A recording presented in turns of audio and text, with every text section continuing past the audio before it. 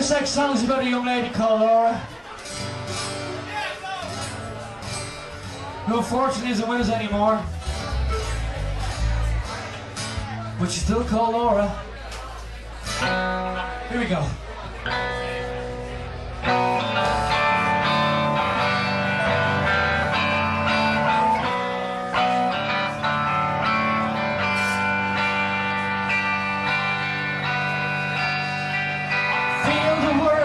From my lips to your heart's fingertip, then you know where I come from. 'Cause I know, yes I know, everything.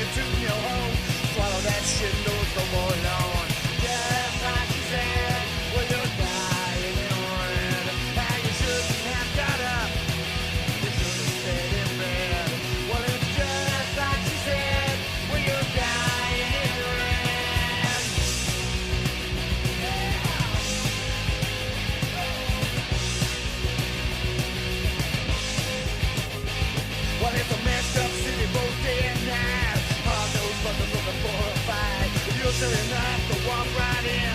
Now I know how it all will end. In a shitty hotel, you're walking dirty hall. You tell me city laugh, got you behind the ball. It's kind of dramatic, don't you think? All you do is sit on the couch and drink. That's like she said, we're gonna die in the rain. Now you shouldn't have got up, but you should have stayed in bed. Well, it's just like she said, we're gonna die in the rain. Everybody's gonna die.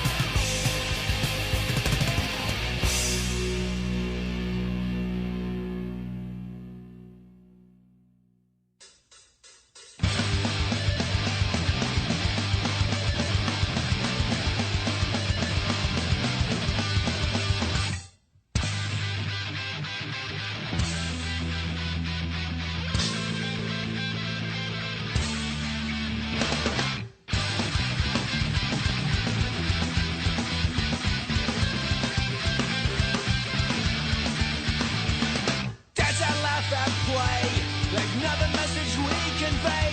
It seems we're only here to entertain. A rebellion catch a fit. Well, I refuse to be the soundtrack to it. We entertain, we're still knee deep in shit. Well, there's something wrong inside. We played it safe, enjoyed the ride. You won't like this, but I'm something to confide. We strive for something more than a faded sticker on a skateboard. Bring on your parade around the door. And I don't even care any fucking more.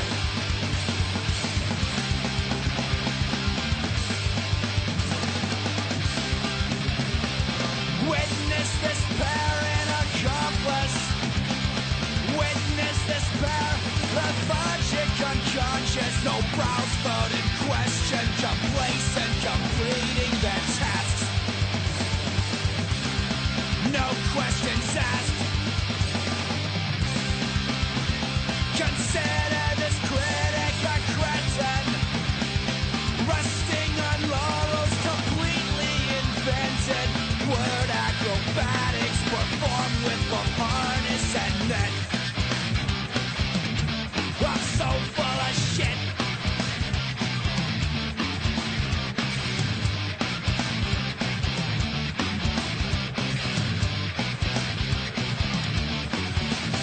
But I will remain till this self-awareness fades, till I defeat the purpose served by this soapbox that you made. That you made. Hope, perseverance, a vision, some doubt. Green ink at 2-6, a bad case of big mouth, a sum of our parts, and I've never laughed harder. A song in our hearts, and I've never laughed harder. It don't really matter, 'cause nothing's ever felt as right as this. By the way, I stole this riff. Dance and laugh and play, another message we convey. It seems we're only here to entertain. A rebellion cuts a fit. I refuse to be the soundtrack to it. We entertain, we're still knee deep in shit. In shit.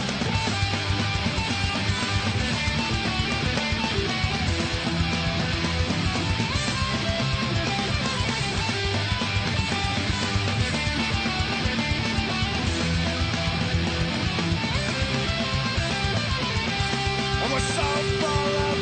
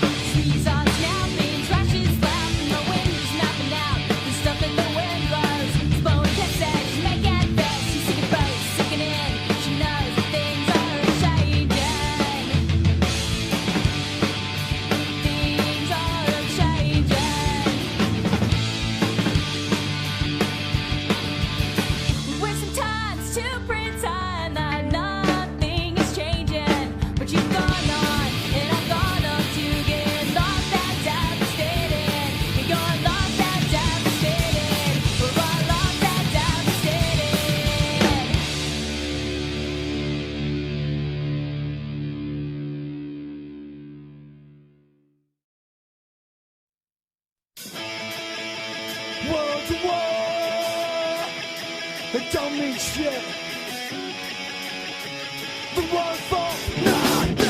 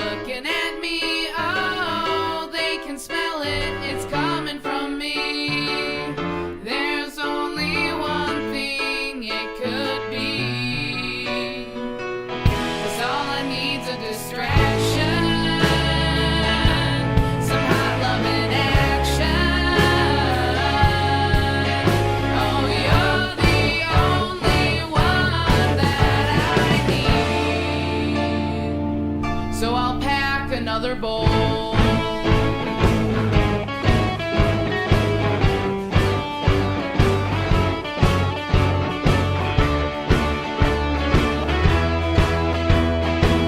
My mind's racing, it's easy to see. Oh, paranoia's coming in on me. There's only one thing I can do. Oh, 'cause all I need's a distraction, some deep breathing action. Oh, nothing's quite as bad as it seems. So I'll pack another bowl, roll another joint, rip another ball.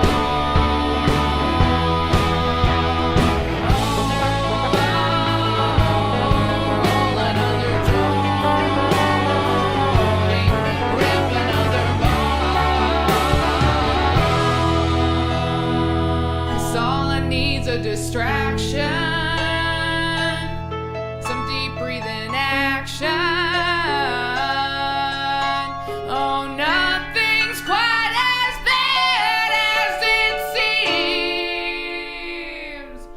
So I'll pack another ball, roll another joint, rip another ball.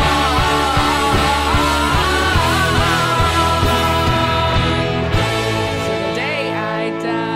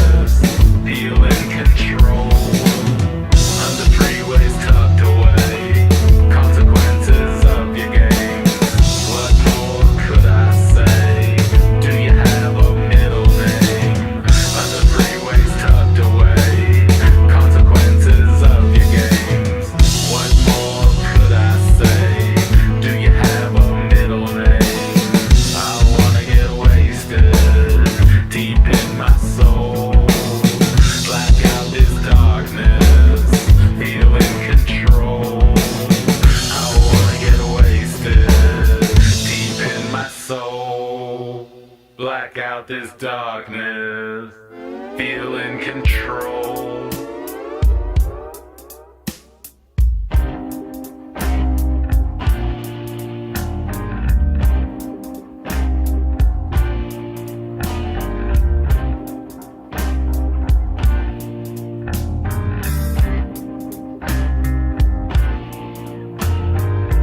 We here highly resolve that these dead shall not have died in vain, and that this nation shall have a new birth of freedom, and that a government of the people, by the people, and for the people shall not perish from the earth.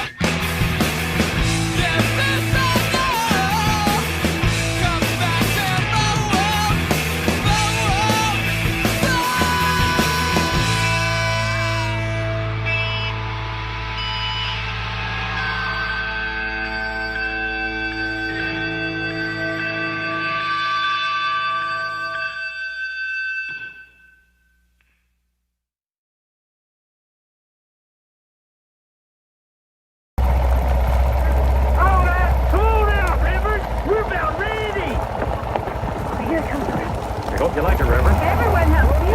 Here it is. A Honda.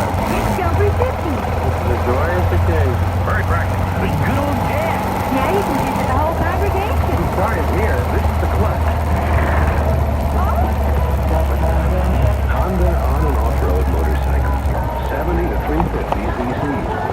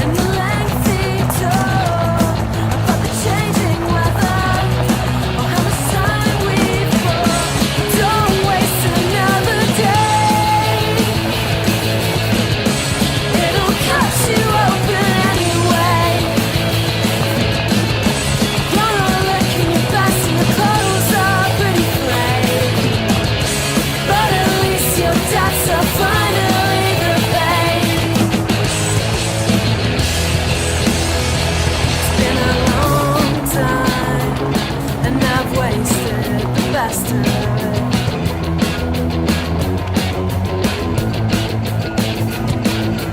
All the lines I could have written. Instead I said it's been a long time and I've wasted the best of it.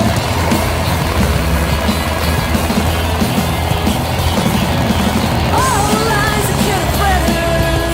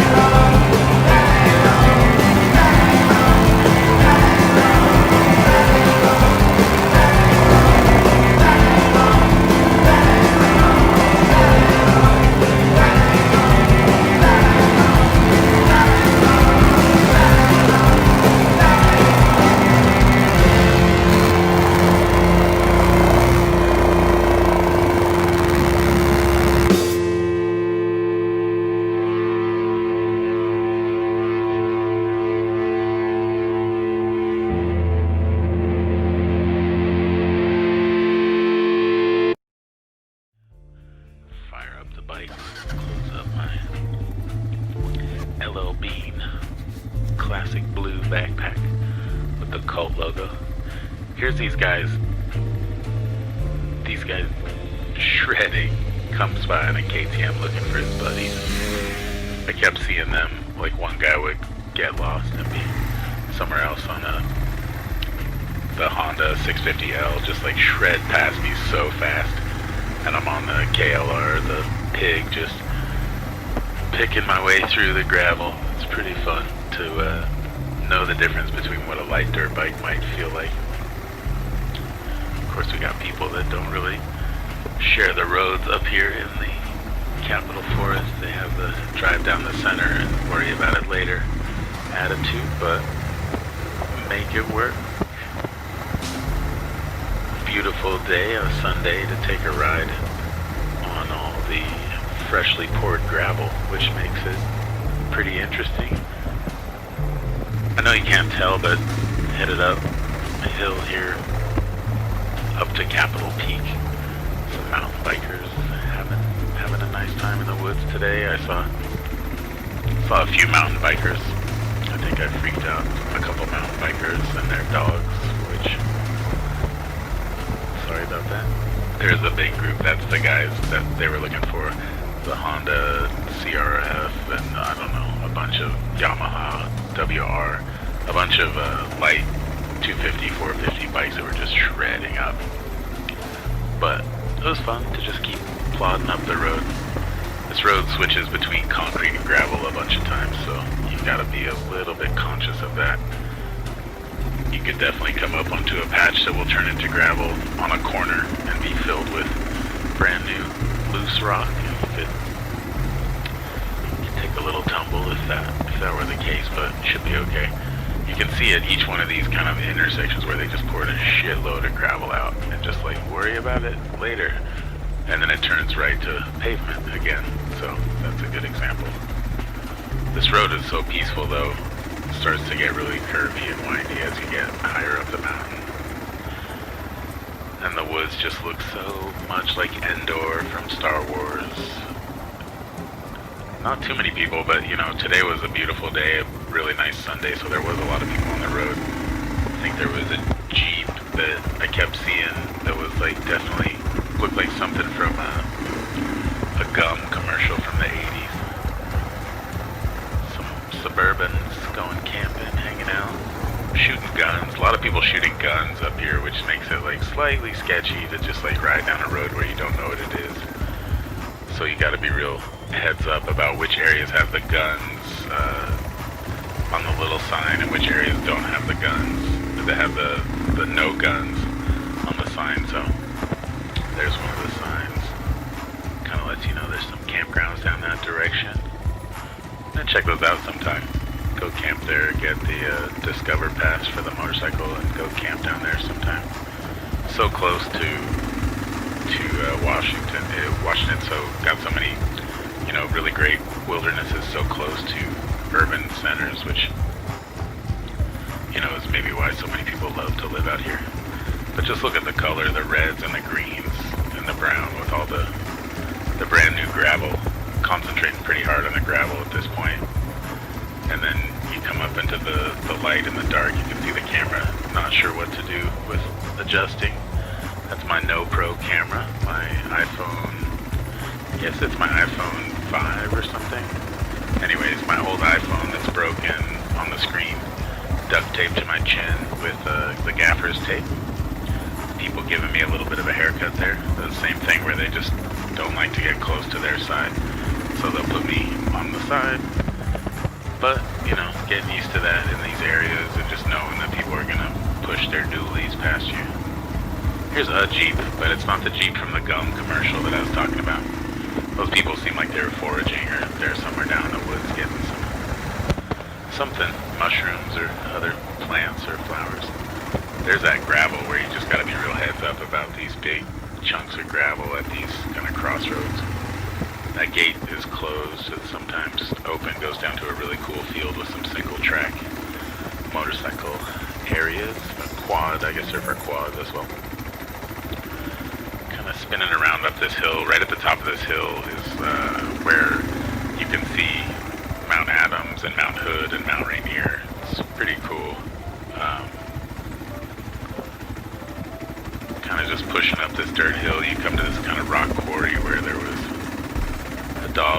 not super into me, not into me checking out their equipment. And I think he and his owner had just gotten there to start their day of working at the rock quarry. He's one of the guys that passed me a little bit crazily, but he's probably on this road every day, so he likes to drive very fast past people that are just tree gazing and hanging out. So yeah, a lot of rock quarries up there. It's like a working forest. There's a lot of people that are foraging there. They make a living from foraging. There's people that are harvesting minerals and rocks and gravel or whatever they're doing. There's a lot of people up there shooting guns, which makes it a living and active space. You gotta be real conscious of what they're up to. And usually people are being safe and they're at the designated areas. You can shoot into large berms of earth, so it's not that big of a deal. But as you can tell, the roads are just so beautiful. There's some paved sections as you go up the backside of this mountain. I didn't get coming down this mountain, but coming down the really steep side is a little hairy with all the loose gravel. It sucked. You had to really let the engine do the braking and really clench your knees and hope that your front end would track. You can see all this just brand new gravel on all these roads. I'm hoping that by later in the summer it'll be broken down by some of the dualies that roll through Capitol Forest, and I think it will. But for now, it makes the KLR with the old tires pretty interesting. I'm supposed to go get my tires replaced, and then the guys called me at the shop and said we don't have any of the balancing beads, so we need to postpone that. But I had already been out on last week's ride and kind of put in my brain like, oh yeah, you're getting new tires tomorrow. Monday morning you're gonna get new tires. So I was really leaning in and having some fun, and then in the morning they called me and said, I hope you're not headed this way because we don't have these balancing beads and you can't get a new tire. So this week has been fun because my back tire is really in need of replacement. So doing some nice, breaking out the back end when I stop.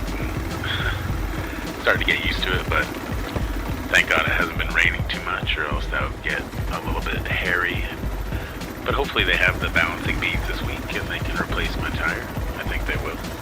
And we can get back on some roads, try and share some more rides through the Capitol Forest. I really love that this forest is so close to where I live and that I can share it.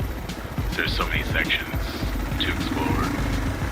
It's another truck that was fun to ride past, but respectful. Everyone up in this area knows that they're out there. Pretty much have to rely on each other a little bit, so everyone says hi and people are friendly.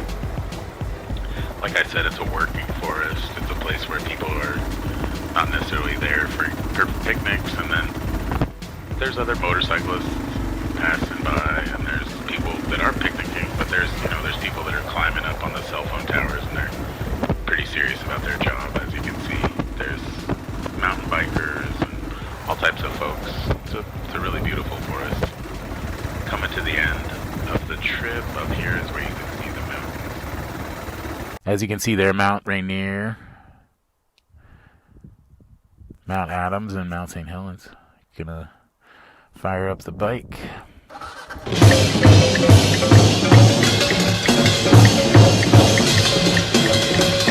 Go down this hill. See what it looks like to exit the Capitol Forest down from the peak here. Let's do it.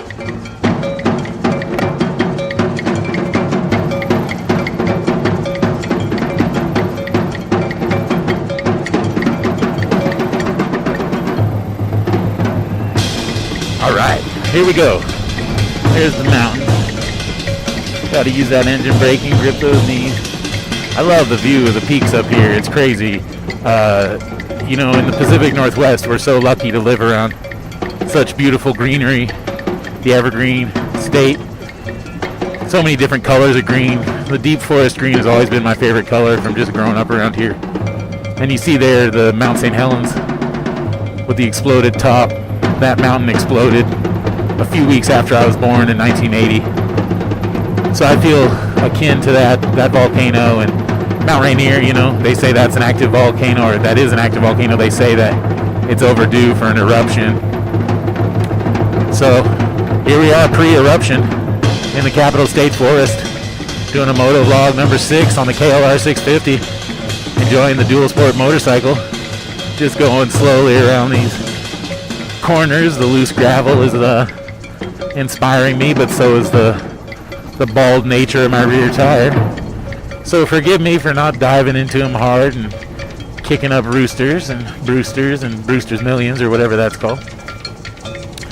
But here I am on another adventure downhill, taking it a little more seriously than the uphill, trying to get my feet in the right position as we jostle through some water areas. Having some fun. I love it though. Here's the flowers. Dual sport motorcycle just loves these kind of compact gravel and dirt roads, these fire roads. And the few people you do see up in these regions usually have a mutual like respect and love, kindness for the forest, so they have a respect for the people that show respect for the forest as well. As a dual sport motorcyclist, I like to think that I'll do my best to preserve these places. I like to do things like, you know, pack out everything when we go camping. We leave it, you know, leave no trace, as they say, and pack out everything, leave it better than you found it. And that's the thing about these Kawasaki motorcycles, the KLR 650. Not quite sure what that stands for. No one's ever figured it out, but it might mean Kawasaki long range motorcycle. And I definitely ascribe, you know, ascribe, I don't know, to that belief that it's a long range motorcycle. We're out here in the backside of Capitol Forest, trying to connect the Sea Road, going down some nice Fall Creek trailhead today. Check that out. And we're just kind of slowly meandering back down this mountain. We climbed up here, and of course the NoPro video camera only taped about 20 seconds of starting the trip, so the audio was recorded and not the video, because we're functioned. There's another view of those mountains, just looking majestic, the Pacific Rim. But like I said, ooh yeah, the Pacific Rim is a great place to be. The NoPro camera, we got the audio recording on the iPhone 7 in my pocket, and we got the video recording on the iPhone 5 gaff tape, pardon me, to my Icon helmet. So, you know, Sony or GoPro, anybody that wants to sponsor me on these Capitol Forest adventures, I'm trying to connect all the roads together so that we have a comprehensive vision of what you can really do on a dual sport motorcycle up in these mountains. The Capitol Peak, I love that area right there with that cool concrete edge, kind of showing you that, like, yeah, the hill is falling that way no matter what, like it or not. But isn't it great that they came up here and made this a working forest and left us a little bit of a roadway to play with and to enjoy as 650 lovers and as Kawasaki riders. Ooh, here we go, another human. And I noticed today people have been really good about giving half of the road to the bike. I love how the dust looks in the light. Ooh, that's pretty. Well, we got the NoPro camera and the professional audio setup. So like I said, Sony, GoPro, Samsung, whoever's out there that wants to sponsor a channel and get me that action camera, I'm ready. I'm also totally ready to do it like this and just having fun, getting better each time.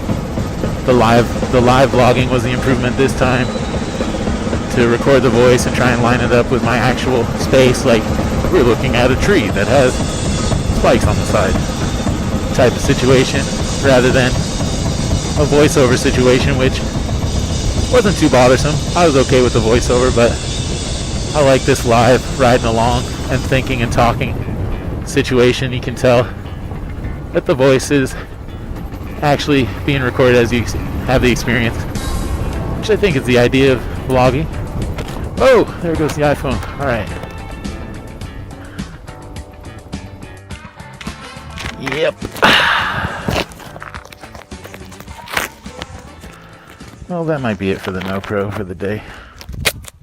Howardian. 1, 2, 3, I thought they'd see it my way, left out. Now I feel let down. And 5, 6, 7 now. Ain't no heaven for the likes of me anyhow. 1, 2, 3, I thought they'd see it my way, left out. Now I feel let down. And 5, 6, 7 now. Ain't no heaven for the likes of me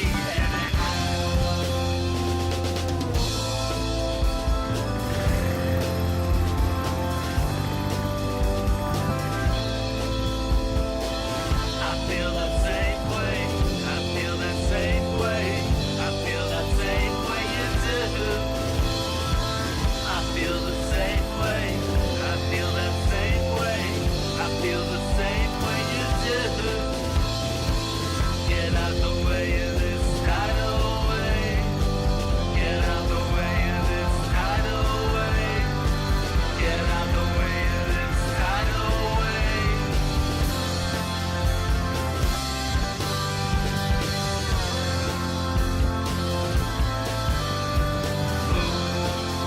No judgment made.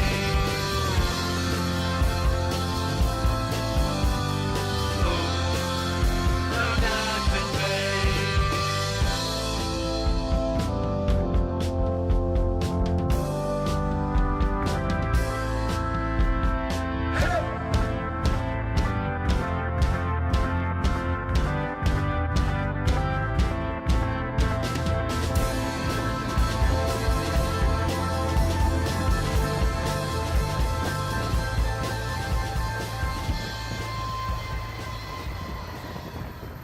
Howardian. We're all the hot boys and the hot girls.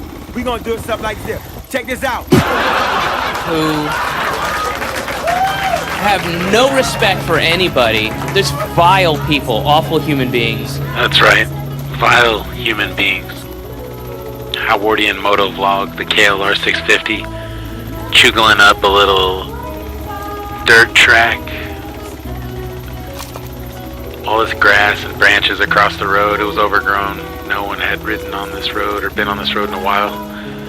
Found an old truck up there. Had tabs from 2016, but it looked like someone had parked it in there and just walked away from it. Grass had grown up around it. Cruising up this soft sand and hard dirt. The back end would kind of break out and duck up and down. It was really a fun area for the dual sport motorcycle to move quickly and confidently through some really nice road. It was well set up, but no one had been on it in a long time, so it felt good. The grass was overgrown. You can see my track. I cruised up here once before and saw the top, and then decided I don't have any tape with me to do the No Pro camera setup. I'm just gonna put the iPhone in my pocket and do it. See me turning around at this first kind of flat landing. You can see Mount Rainier from there and Madrona Beach, the Puget Sound, and the 101 highway. And then I cruise up this one little track. This uphill moves really quickly up to the left up this bend. It goes up in elevation pretty fast. It has some little whoops and dips and sand in it right there. It's really a good time. Beautiful wildflowers out. And you'll see me ducking down and get my head under a lot of branches were overgrown and whipping through bugs, eating bugs the whole time, and just having a good time gassing it up this hill in third gear, trying to get a lot of speed to get up to the top. You'll see where I turned around before it kind of flattens out. Check out the wildflowers for a second, breathe it in. Remember, this is why I love the dual sport motorcycle. You can get to the middle of a meadow, take in some wildflowers, be the only one up there, turn around and get right back on the highway. When I got off this ride, I kind of laughed and asked myself, you know what I love about the dual sport motorcycle? Everything. A lot of people call the dual sport the ultimate compromise, or the bike that can't do anything well. You know, it's not a traditional sport bike, and it's not an off-road motorcycle that can really get in on the single track. But it will go on the Highway 101 at 75, 80 miles an hour with all the trucks, and then just go right up the sand, up the track, you know, to the top of this meadow to check out the wildflowers. And I love that.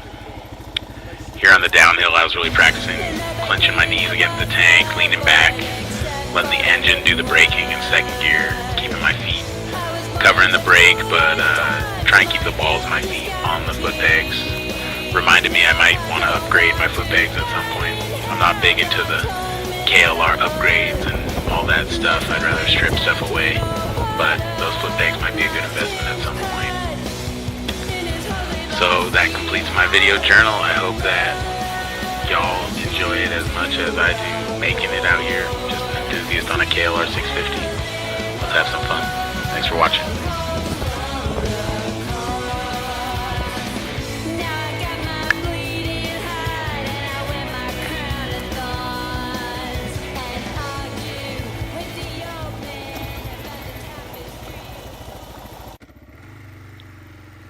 Alright. Welcome back to the Howardian Moto-Vlog KLR 650 Generation 1 2004. Rita is her name. There you see the Washington Lotto logo. Headed up the fire road, the stars and bars. A little bit of sand headed around the Mossy Rock Dam. I thought that road would go further, but it did not. Anyways, this logging road was the most fun I could find today, really, in that area without much research or information. So cruising up there was pretty fun, though. Loose gravel and some little whoops, and had to pick up some speed headed uphill. It was cool.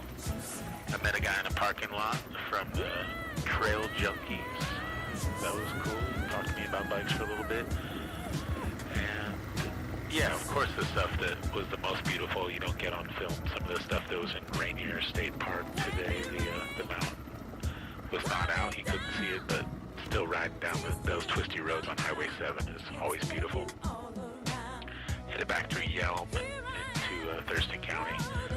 I ran into these kids. I saw these kids on the side of the road on a motorcycle, so I circled back and tried to help them get the chain back on. Turned out it was a teenage kid that was on his very first test ride of his motorcycle he was trying to buy. It was a Vision Cruiser, which I'd never heard of.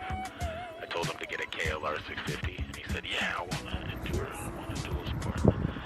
But they were cool kids. It reminded me how much, you know, you learn as you set out on this journey to be a motorcycle enthusiast. So just trying to get my bike off-road and get this journal made to look back on my KLR 650 and get it into as much dirt as possible to learn how to handle it off-road to the best of my abilities. I think it's been a fun journey today in the Mossy Rock mineral area down in southern Washington.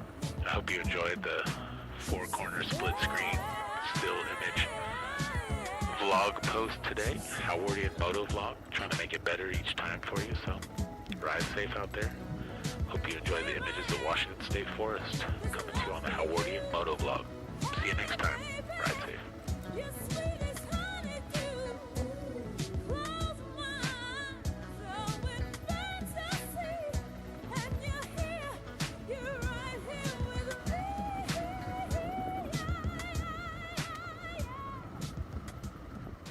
All right, Moto-Vlog number 10. Howardian KLR 650 on the dual sport back in the Capitol Forest. I saw this ATV road. Well, I see guys parked on their ATV all the time here. And it has a little gate, but they obviously have a track around. So I said, let me check out this ATV road. Always wanted to see it, and I thought I would share it with y'all here on the Howardian Moto-Vlog number 10. KLR 650 2004 Rita Enduro Dual Sport. All that good stuff. Beautiful wildflowers. Looks like there's some logging crews up in here that have a bunch of the trees marked. It does say road closed. They're pretty specific about this road being closed. So if we see some guys working up here, we might have to turn it and go. But it's a nice little road so far. The sun came out for us in the Capitol Forest. We're going to go up the hill here, all the way things with the gravel in these parts of the summer. They come up and lay it down pretty heavy, but shoeling, I really like this road so far. It looks like some trails right there. If you guys want to look at those trails, let's see what that's all about. I find that the ATV stuff is friendly to the dual sport. It's a little bit easier track than some of the single track dirt bike stuff. Like I've gone down a bunch of the single track stuff for dirt bikes in the Capitol Forest and ended up stuck and doing 30-point turns several times. Nice baseball boulders here. Yeah, what's going on here? No motorized vehicles, it says. No buggies. So we'll check it out, see what's going on. It's like they're just talking about no buggies. They don't want buggies on here, they want ATVs, I think. Like this. Yeah.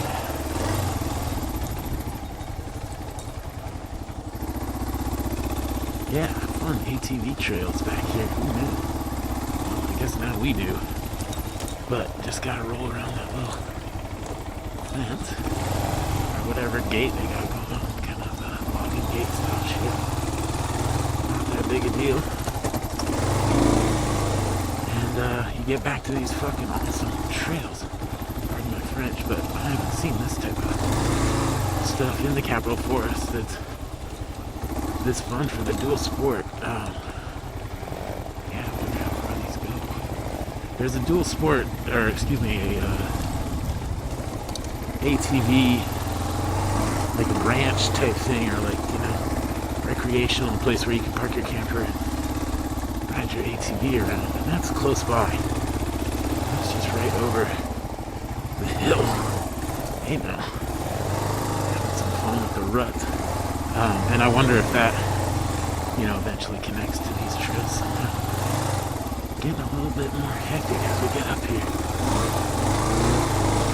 KLR 650 chewing it up like a champ though. Loves these hills, big old rocks in the way. But yeah, it chills out a little bit over here. Howardian. It's KLR Dual Sport 650. Okay. The Howardian Moto-Vlog number 11. We're here in the Capitol Forest, and we've kind of come onto these trail systems that we can now explore that are just super mellow and fun, and just gonna go ahead and check out and see what happens with these trails. Look at this stuff. It's awesome. I think it's all based around this ATV park, so I'm not exactly sure if this is forest land or private land, but certainly is fun. All just well groomed, and no idea where it goes. It could go to somebody's backyard. I don't think so, but it might go right down into this park. Yeah, it looks like it does. Okay, see, now we're going down into this guy's place. That's where we don't want to be. Just go up here and turn around. I'm not sure what this place is except for... Oh, never mind. Just kind of scoops back up by the road again. I know eventually it comes to this little tunnel, and that's what I wanted to show you guys.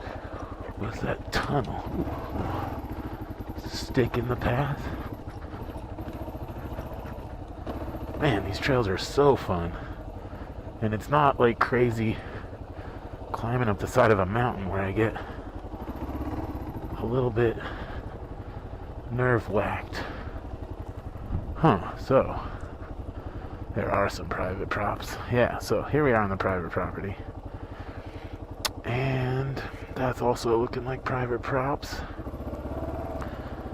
But I give this guy his props because I think they maintain these amazing trails that I don't think they care if you take the KLR Dual Sport 650 onto. Oh look, there's a little sport bike. Wonder where that guy is. Probably taking a pee somewhere. Well, yeah, let's go this way on the trails and see what happens, because I am so psyched just to know about these. Looks like this is kind of their highway, it looks like, for those few private properties that must be ATV lovers. But it's a great highway, and I don't see them having a problem with the KLR. Chugging back through here. Cool little bridge, got like over a river. Yeah, I love this. This shit is amazing. I will be back here a few times, but just wanted to come and explore today and get a better picture of it. Ooh. Chugging through. Yeah, once you run the trails a few times, you get a better opportunity to have fun on them and exploit the areas that are meant to be fun. Ooh, yeah. What's back here? A lot of boulders throwing the back tire around. Shit. Good times. Yeah. So yeah, this forest obviously is one of the best in the world, I feel. Capitol Forest in Thurston County, Washington State. Running the KLR 650 through the woods.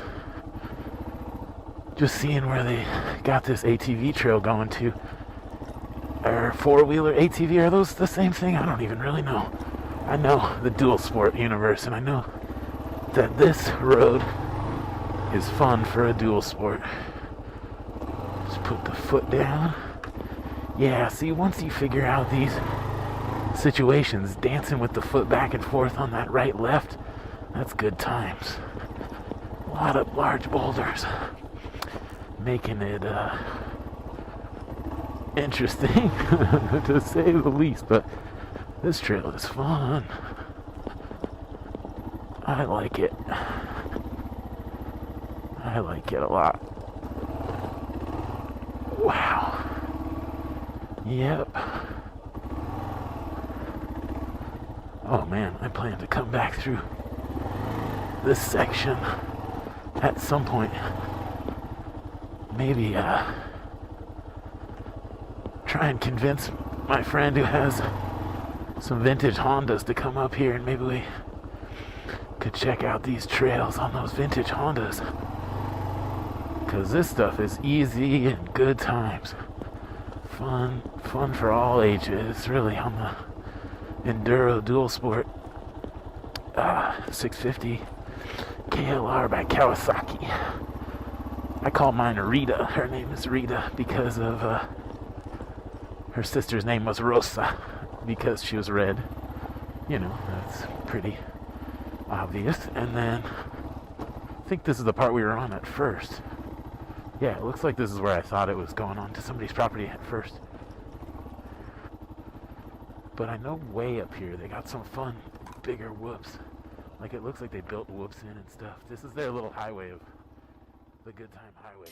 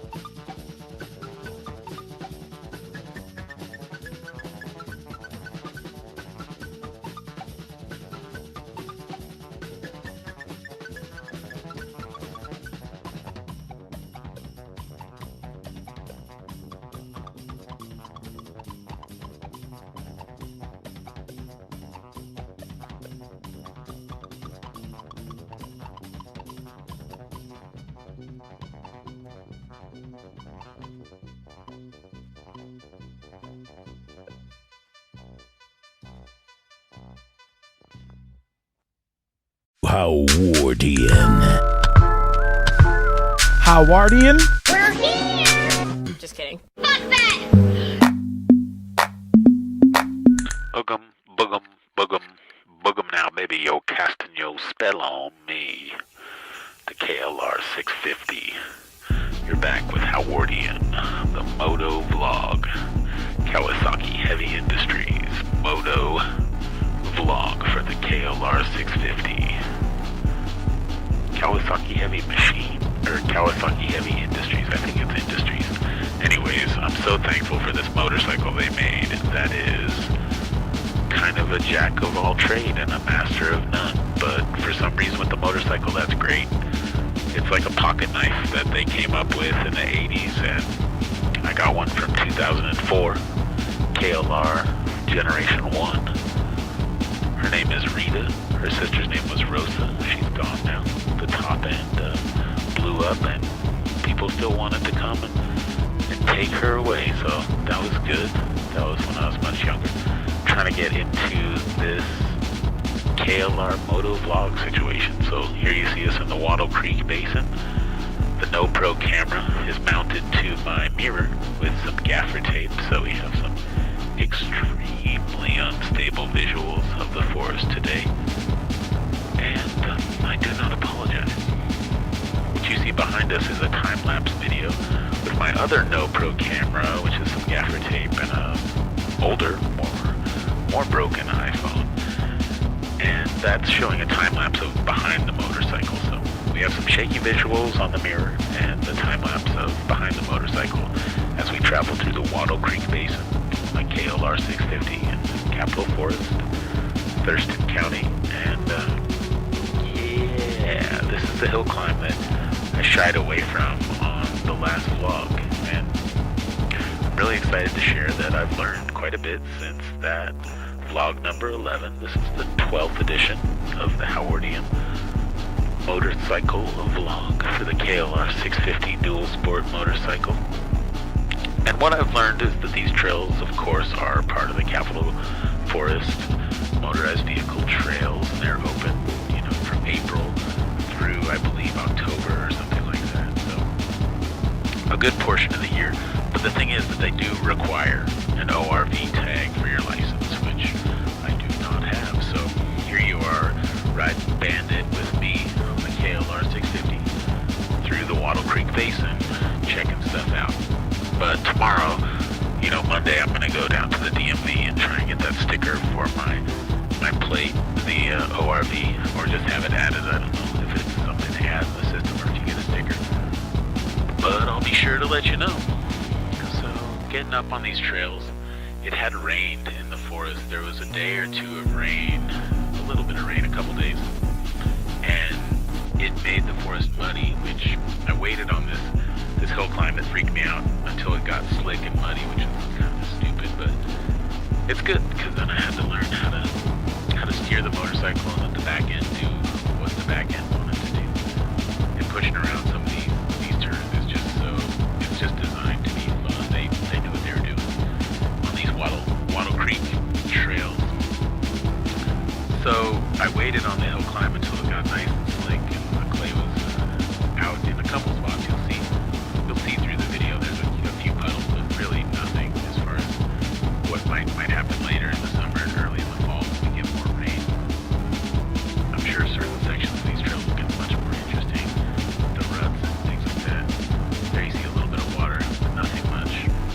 The reason I mentioned the mud in the Capitol Forest and the rain in the rainforest is modifications. And I kind of talked about this, and again, I'm stoked to be learning so much from these journal entries. There you see some of this clay. So, perfect example. I would go through a turn and maybe have to put my foot down or anything like that, and eventually got some mud on my boots and put the boot back on the rubber foot peg, and the bottom of my high point, my vintage high point boot, slipped off. It was slick, and it was scary to have your feet come out from under you on the motorcycle while you're traveling over a rut or a tree, a root or something like that. Man, it felt sketchy. So, I scraped them off as good as I can, but I think I want to get have some steel foot pegs. So if anybody knows any good steel foot pegs that they recommend for the Generation 1 KLR 650 2004 dual sport motorcycle, let me know. Anyhow, traveling up this hill, what else did I learn? Yeah, I did my front brakes. Today I put on some brake pads, which is skill level 1, as they call it, but I'm still stoked to get it done and just start to look at the motorcycle as something that's really easy to work on. Everyone has always said that. They admire the simplicity of the KLR 650. It's so easy to work on. This Kawasaki. And I'm finally starting to appreciate that. You know, we took off and tightened down the reservoir for the brake fluid and looked up what brake fluid we need to get and how to fill that up at the level that should be.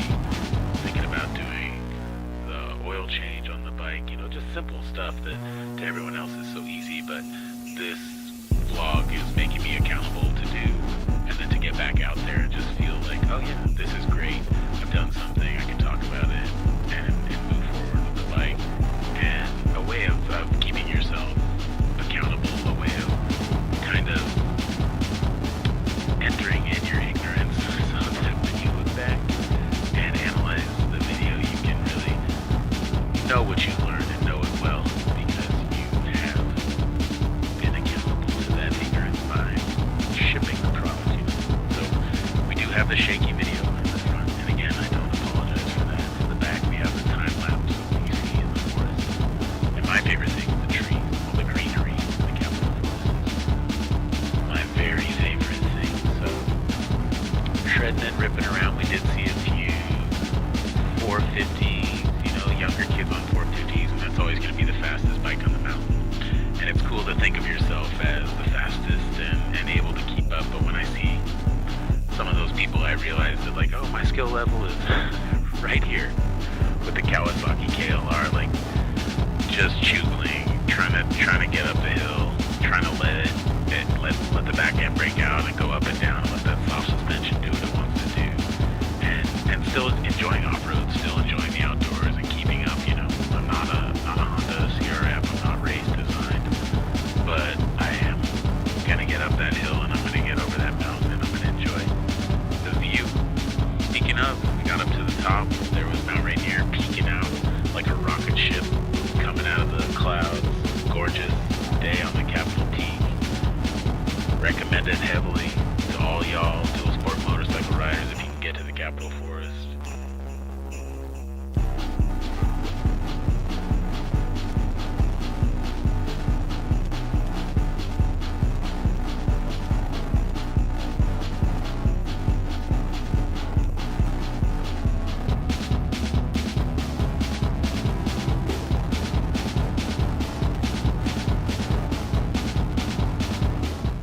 KLR 650 Howardian Moto-Vlog episode 13, lucky number 13. It's July 4th on the Candy Rock trails up in the Capitol Forest on my 2004 KLR 650. Chugling, as they say, just chugling, maximum chugling.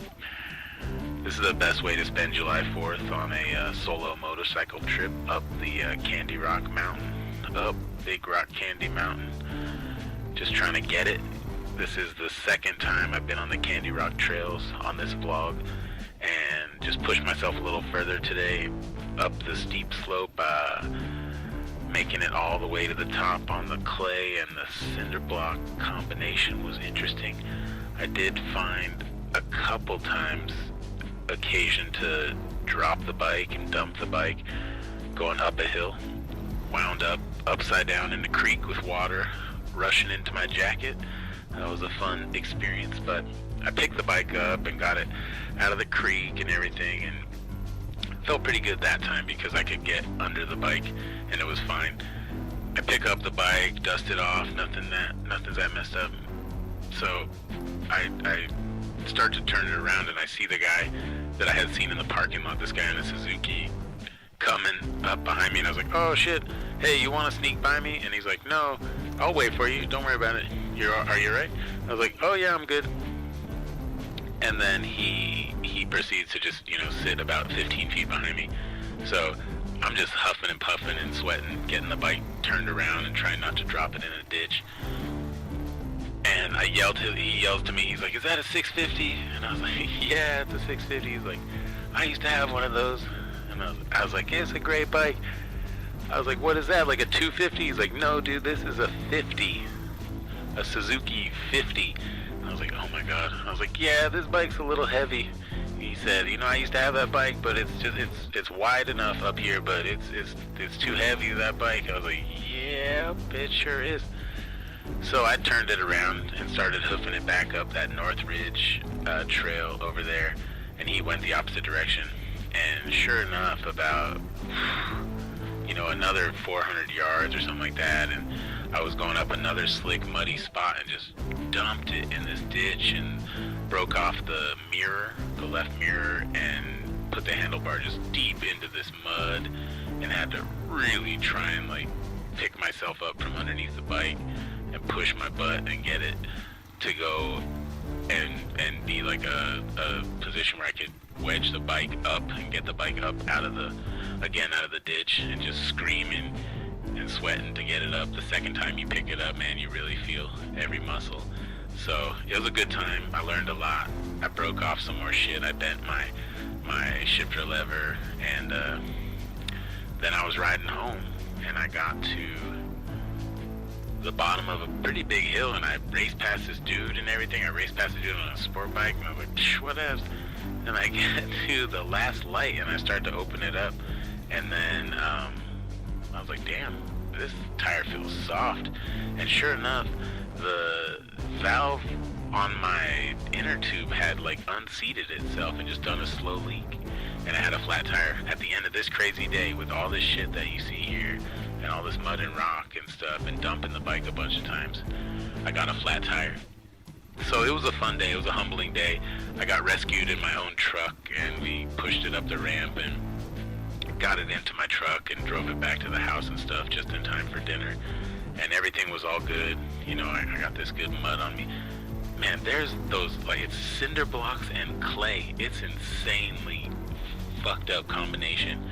And then it's like so fun and so good. Then cinder blocks and clay. And if you're going steep up a hill and you like hit that even wrong at all, you are really in trouble. So I've never run this high up on this road, so it's my first time on this trail. So I feel like if you know it once or twice, you might be like, "Oh yeah, you better hit those cinder blocks good and hard, and like not that last one." See right there, stalling out on that list cinder block, and gotta get my back tire over it. Or like, yeah, dodge those ones, they're not helpful, gotta get around those. And that's how I dumped it, you know, like going up a hill, all of a sudden there's a cinder block, and I got to the left of it, and when I tried to get right, the back tire was like, "No you don't," and went back down into a ditch, and the whole bike just went into it, and I went over with it. That was the first one, into the little creek, and the second one was up a hill. Same thing, couldn't get around this big ass cinder block in the middle of the thing, and when my back tire hit it, boom, all of a sudden I was just under my bike in the mud. So it was a great learning experience, knowing about the clay up there, knowing about the limitations of some of my gear and what I got going on, and what I should have with me as far as how to fix the stuff that will break in these situations, you know, that might mean not getting home. Obviously I can't control a flat tire, but very well in this trail situation, except, you know, if we did have a lever or a shifter, you really could just put it back on up on the mountain if you have one in your backpack and the right tools. So I'm trying to learn what that stuff is and get it going, you know. Definitely felt much better about this ride than others. Got up to the top. I mean, still, I'll just praise the nature of the Capitol Forest. I mean, I think this is one of the prettiest places to ride that there is. And like I said, 4th of July, 2019, Howardian Moto-Vlog Kawasaki KLR 650 coming up to the top, and I'm just surprised and lovely to see it. Have a good one, y'all. Howardian Moto-Vlog. Good night. Howardian. All right, here we go. The Big Rock Candy. One more time, Howardian Moto-Vlog episode 14. Happy that y'all could join us this afternoon. Happy Sunday, happy riding to you. The Dual Sport KLR 650 from Kawasaki, 2004. Dual Sport motorcycle that I call Rita, chugling down the Rock Candy Trail here. And this was just a gorgeous sunny day. It was the ride that almost never was this Sunday. I caught a flat last week and had it repaired at my favorite motorcycle shop, and then by the time I got home I had another flat, and that's when I knew it was time to be a man of utility and not a man of futility. So I took to the shop, and about 6 hours later I found the nail that was in my tire and patched the inner tube that I had and got it back on, and was riding around late enough to go see some piglets at the farm and see some goats and some other nice animals at the farm. So today, Sunday, I got out there, I got into the forest. I stepped on a nest of bees and got stung on my thighs maybe 3 or 5 times. Not that many. And I got partway down the trail on the Candy Rock and through a couple little fun areas, but eventually the KLR was a little too heavy for the light dual sporting that it wants to do, so I took a little tumble against a tree and some slick mud, and had I hit it harder, I probably could have gotten through it. But just taking full responsibility for my ignorance. My brain knows what I should do, but my skill level of riding isn't at a point where it will just follow what I know I want to do, which is hit the mud quickly and through my own line and pick the best line. I picked the worst line and hit a tree, but here we are, the ride that almost never was. I'm really stoked that I changed the tire, got it going. I fixed the mirror that I broke last week with some joint compound stuff. What's it called? The JB Weld. I fixed that mirror, and I've been messing with my fairing and just trying to figure out my KLR. But yeah, thanks for joining us in the woods today. This is the Howardian Moto-Vlog. Kicking into first gear and go crash the bike here for you guys. See that tree right there? Here we go. Alright. Have a good one, y'all. Howardian Moto-Vlog. I'm out.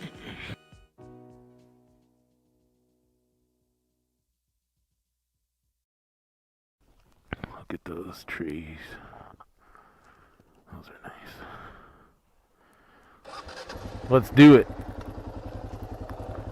The Howardian Moto-Vlog 15th edition on the KLR 650 from Kawasaki. It's a Generation 1 because that's the one that I could afford.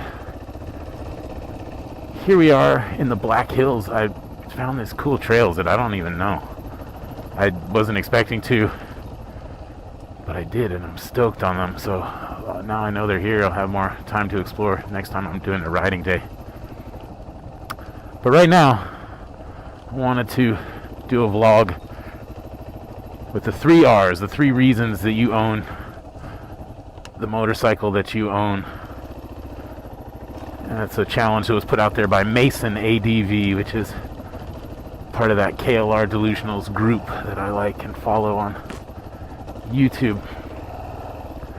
So I thought I would respond to his challenge by telling people the 3 reasons that I have a KLR's dual sport. Reason number 1 is, man, I love the woods. I like hiking by myself. I like going out on solo adventures.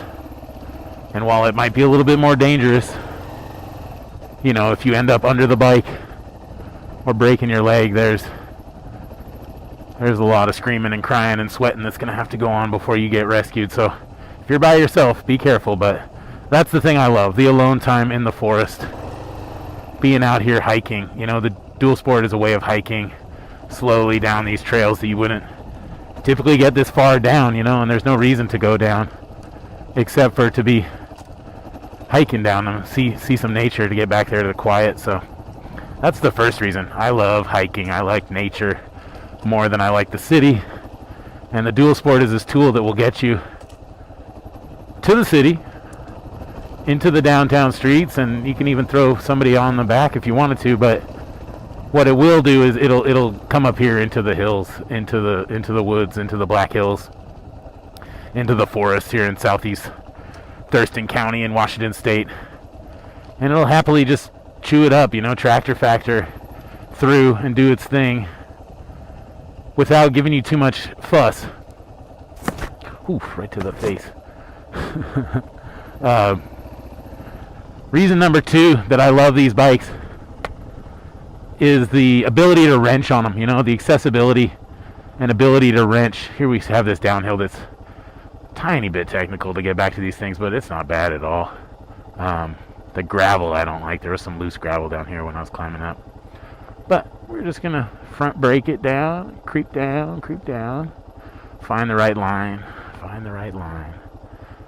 And yeah, that line does not include that giant hole or this fucking gravel. God damn it. So yeah, here we are, just chugling down. This gravel section was kind of the only section I was thinking would give any trubs. Yeah, there we go. All right, we're through. Yeah, I love the accessibility of wrenching on this bike.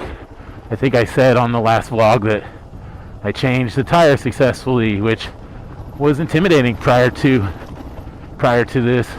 I changed a lot of bike tires, but a lot more riding on this one as far as mechanical failure. So the accessibility of wrenching, I bought the climber manual, and though it's like $30 or $20 or whatever it costs you, it's worth its weight in gold. So I'd recommend to any person interested in dual sporting is to get the manual for your machine and to potentially carry it with you. I don't know. Some of the things I talked about, I'd like to have a tire lever with me. I'd like to have a small jack. It would be awesome to have a little portable jack with me. I'd like to have extra tubes with me. But right now, I got some water with me, and that's a step up for the Howardian Moto-Vlog. So that's reason number 2, accessibility of wrenching. It's provided a platform for me and my dad to bond a little bit over the machine and have some fun working on it and learn a bunch of stuff about mechanics, which is always, it's always fun. Has a beginning, a middle, and an end. And the machine is perfect. The machine and the system wants to work. So it's about just figuring it out. So I like that type of game. And if you like that type of game, potentially the KLR is for you, because they're not a super spendy machine. And they're pretty easy to wrench on. The parts are available. There's a community of people that supports wrenching on them, which is actually my third reason, is there's a community of people surrounding this great bike. There's men and women out there in America and Canada and Mexico and Mongolia, all that love the KLR because they can work on it, because they've dragged it home across the Mongolian steppe with, no bearings or something like that, but the bike wants to do it. The bike wants to fix. So as long as you have some wire or some box wrenches, some tire paddles, some stuff in your kit, the KLR will get you home. And I love that about it. The community surrounding it out there are people that are self-sufficient. And here's one of the best parts of the KLR is its on-road, off-road capability. So there, shift it all the way into first, off that gravel, bring the RPMs up to about 4,000, and we're already at 50 miles an hour comfortably. Start to have some rain coming down here in the Black Hills, but we love that in Washington State. We don't mind it. Just remind us where we're from. Look at this forest. Wouldn't be nothing without the rain. So as the raindrops start to fall, I'll sign off on the Howardian Moto-Vlog and just let y'all know those are my 3 reasons for loving the KLR 650 by Kawasaki, the dual sport motorcycle. Just to recap, I love hiking. I want to be out here in this forest more than I want to be going to my parking spots in downtown or anything like that. Reason number 2, you can wrench on them no matter who you are. They're accessible. Get that climber manual for the Kawasaki. It's worth its weight in gold, as I've said. They're pricey, they're 30 bucks, but man, it's already paid for itself. Number 3, there's a community surrounding them, you know. The utilitarian machine, it looks really cool. It looks like it can do a lot, and utilitarian things attract my eye, so that's maybe why I love it, you know. I like a truck more than I like a Porsche, so the KLR is kind of the truck of the motorcycle world. I love it. So pull over, take off the no-pro camera, sign off on the Howardian Moto-Vlog, the KLR 650. Those are my 3 reasons. Look at those beautiful lady slippers. That's the KLR 650 Howardian Moto-Vlog. Thanks for watching. And it's not gonna change anything.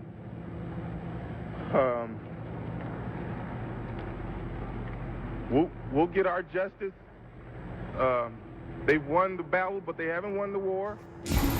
We now crossed over, as you might notice, on that little tunnel from the Good Times Highway to the lower Wattle. And that's now where we are in the lower Wattle Creek Basin.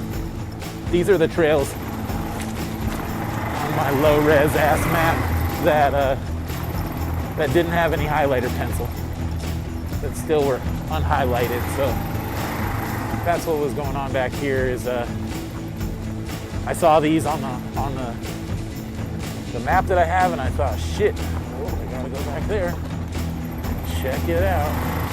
And now that's where we are, the lower Wattle Creek. That's Wattle Creek right there. And here's these like fun things that these ATVs all create, these big whoop-de-doos on these roads. Yeah, so I don't mind sharing the areas with these ATVs because it makes some kind of fun obstacles with their 2 rear wheels for the KLR to play with, plow through.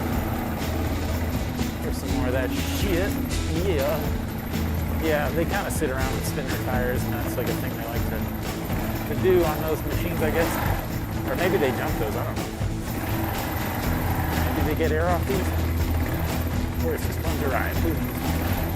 Certainly fun for me to ride. That was the point, right? Is that I'm having fun on them? Thank you. I think we talked about it, but we don't abide any negativity here on the Howardian Moto-Vlog. It's not the way that we rock. So I'm gonna just venture all the way down to the bottom of the Wattle Creek and see what we can see. I know that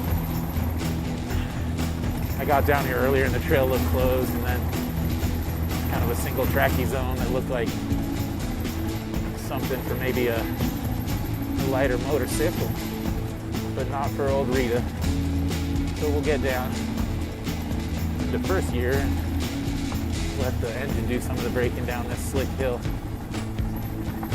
This is the lower Wattle Basin, and I think, and I'm not sure, but just from knowing the geography of the area a little bit, that it's kind of the bunny slopes of the off-road vibrations, which is cool. That's maybe where I should have been in the first place, to develop some of the skills rather than trying to pull my bike out of ravines and shit like that. But I do have some straps with me, and you know, I've gotten better at knowing that coming to this forest, even though it's close by, is actually a serious proposition, you know, and I think every motorcycle rider definitely probably knows that in their heart. But whether or not they know that when they leave the garage is another thing. So I now have some straps on board, and I have the right tools. I have the 10mm box wrench and the 12mm, and I have some stuff that would actually help me if there was a jam and if shit went stupid out here. Not all the stuff, you know, but luckily as a community, we really, motorcyclists like to look out for each other because they know the feeling of being in a bit of a pickle. So if you've been a bit of a pickle yourself, chances are you'll stop for another cucumber at some point just to say, are you okay? And that happened today. I had my shifter lever completely come off, and this guy on a Honda pulled over while I was wrenching on it on the side of the road, and honestly just the encouragement of someone stopping was like really fun and helpful and cool, so I do appreciate that. And that's what I mean, like if someone did get stuck out here and I had a 10 millimeter, like how good do you feel when you're like, yeah, hell yeah, just a second, here you go. So I got a better water bottle. I got a metal water bottle that'll be dedicated to my hiking up here, and that's just slowly taking shit more seriously, like as you leave the house is what I think it boils down to, and that's what I tried to do today is always get your tire pressure rocking, check that. I don't lower the tire pressure on this bike to come back in these woods because it's so heavy on the roads. It's just not a great idea to get back out. But I notice from coming on these trails often that I do have to keep a vigilant eye on my tire pressure, especially my rear tire pressure, you know, because it's such a tool up here. And that would be like a really advice I would offer anyone that loves motorcycling is like check your tire pressure every time you ride so that you know what you're jumping on. I've had a couple unexpected and interesting tire pressure status checks lately, and well, yeah, I don't know. You just learn that shit the hard way, and that's why, again, accountability journal is a good thing for somebody like me. Kind of a quick shift a little bit, and then we're doing better on that hill. I forgot that second. Kind of the same thing happened to me last time, and I think I stalled right here because I was in third and just chilling, and really just wants like a first or a second. I went up there, but it was bogus. It wasn't any fun. There wasn't very much up that line, just except for a camping spot, which if you wanted to camp out here and you have ORV on your motorcycle, I think you're good to set up a campsite. I'm not sure what their deal with campfires are. I think that you could have them though, honestly. So you got an ORV tag, and that's something you want to do is motorcycle camp, the Capitol Forest. Has that site right back there, and many others. So there's a little bridge back over Wattle Creek, kind of chugging along that one. Motorcycle sounded cool, echoing off the wood boards. Coming up off of it, that was awesome. Yeah, I really shout out to the person who maintains these trails. Those types of bridges are sometimes out, you know. I think that the bridge up here that connects the rest of this trail to the loop is out right now, I think. But I'm sure that person's got it on their list and probably got the lumber at the crib and stuff, so I'm interested to know who that is. As far as trail maintenance back here, they do a great job. Probably drag it in some way. Probably rocking their ATVs. I mean, I've seen a couple game wardens out here on ATVs before, but who knows who really does the actual maintenance, and that person is killer. I'm sure that they're pretty in tune with this, and that kind of leads me to a conversation about etiquette, like learning about dirt biking etiquette and leaving the forest as good, if not better, than you found it, you know, and that's naturally a hard thing for the motorcycle to do because the motorcycle's this big, heavy, you know, carbon-fueled beast. So just having appreciation for the people that do maintain and work on these cool, I mean, see, this shit is all just right there, probably a big-ass slide, and right there, it's still sliding. Technically, the Capitol Forest is a good time. So someone's got to do that, and shout out to them, you know.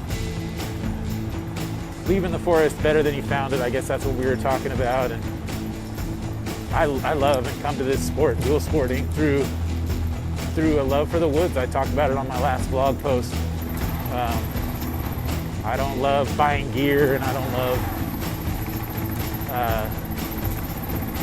who knows, but I don't even have a GoPro camera, you know. I got the No Pro camera. And with my cell phone, I have a magazine and a vlog, so Go figure what you can do with very little equipment, and that's part of why I like the Dual Sport, is that it's a utilitarian tractor for the forest floor.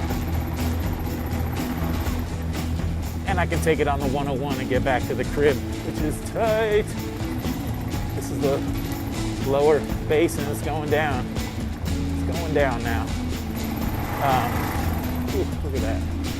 Beautiful sunlight coming through the trees. Well-maintained bunny slopes here in the lower Wattle Creek Basin. And we'll have to check out the Al Davis trails someday soon to kind of go off this one, because if they're this nice, oh yeah, I love this Rocky Mountain section. This is cool. I could do a lot of terrain like this if it was hard fixed. Just slowly crawl across it, Rocky Mountain style.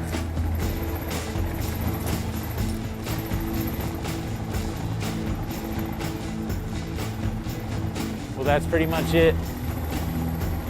As you see there, the bridge is locked off, and this track is not something they want you on, even though somebody came down with a chainsaw and got their little bikes through.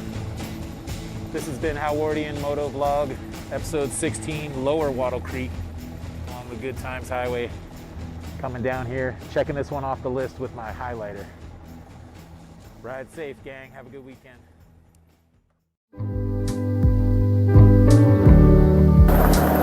Letting y'all know that I still love my dual sport motorcycle because of the ability to go explore the woods, go check shit out, see roads that we haven't seen before. So we got a bit of an agenda this time, a little bit of a list of things to talk about. Not gonna read it, but gonna, look at it. The first thing, first and foremost,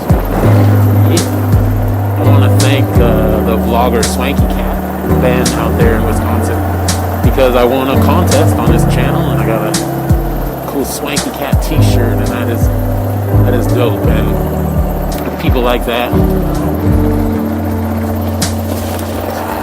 addresses down there, that's cool. People like that reach out and support other dual sport motorcyclists are the reason that this vlog exists, and the reason that my motorcycle channel exists at all, because the support that people offer, and that's why I want to make these videos. It's an accountability vlog, learning how to get this motorcycle deeper into the mud and the tracks back here. Look at that, it is nice. So that was the first thing I just wanted to say. Thanks to Swanky Cat for doing what he's doing out there, inspiring us to get behind the wrench and get onto the KLR, back on the tracks and have fun. And also looking at snowmobiles, that's a tremendously inspiring channel if you're going to be interested at all in snowmobiling, which vicariously I am. The second thing I wanted to talk about on today's episode, the 17th episode of the Howardian KLR channel, was the 701, the Husky 701 versus the KLR 650.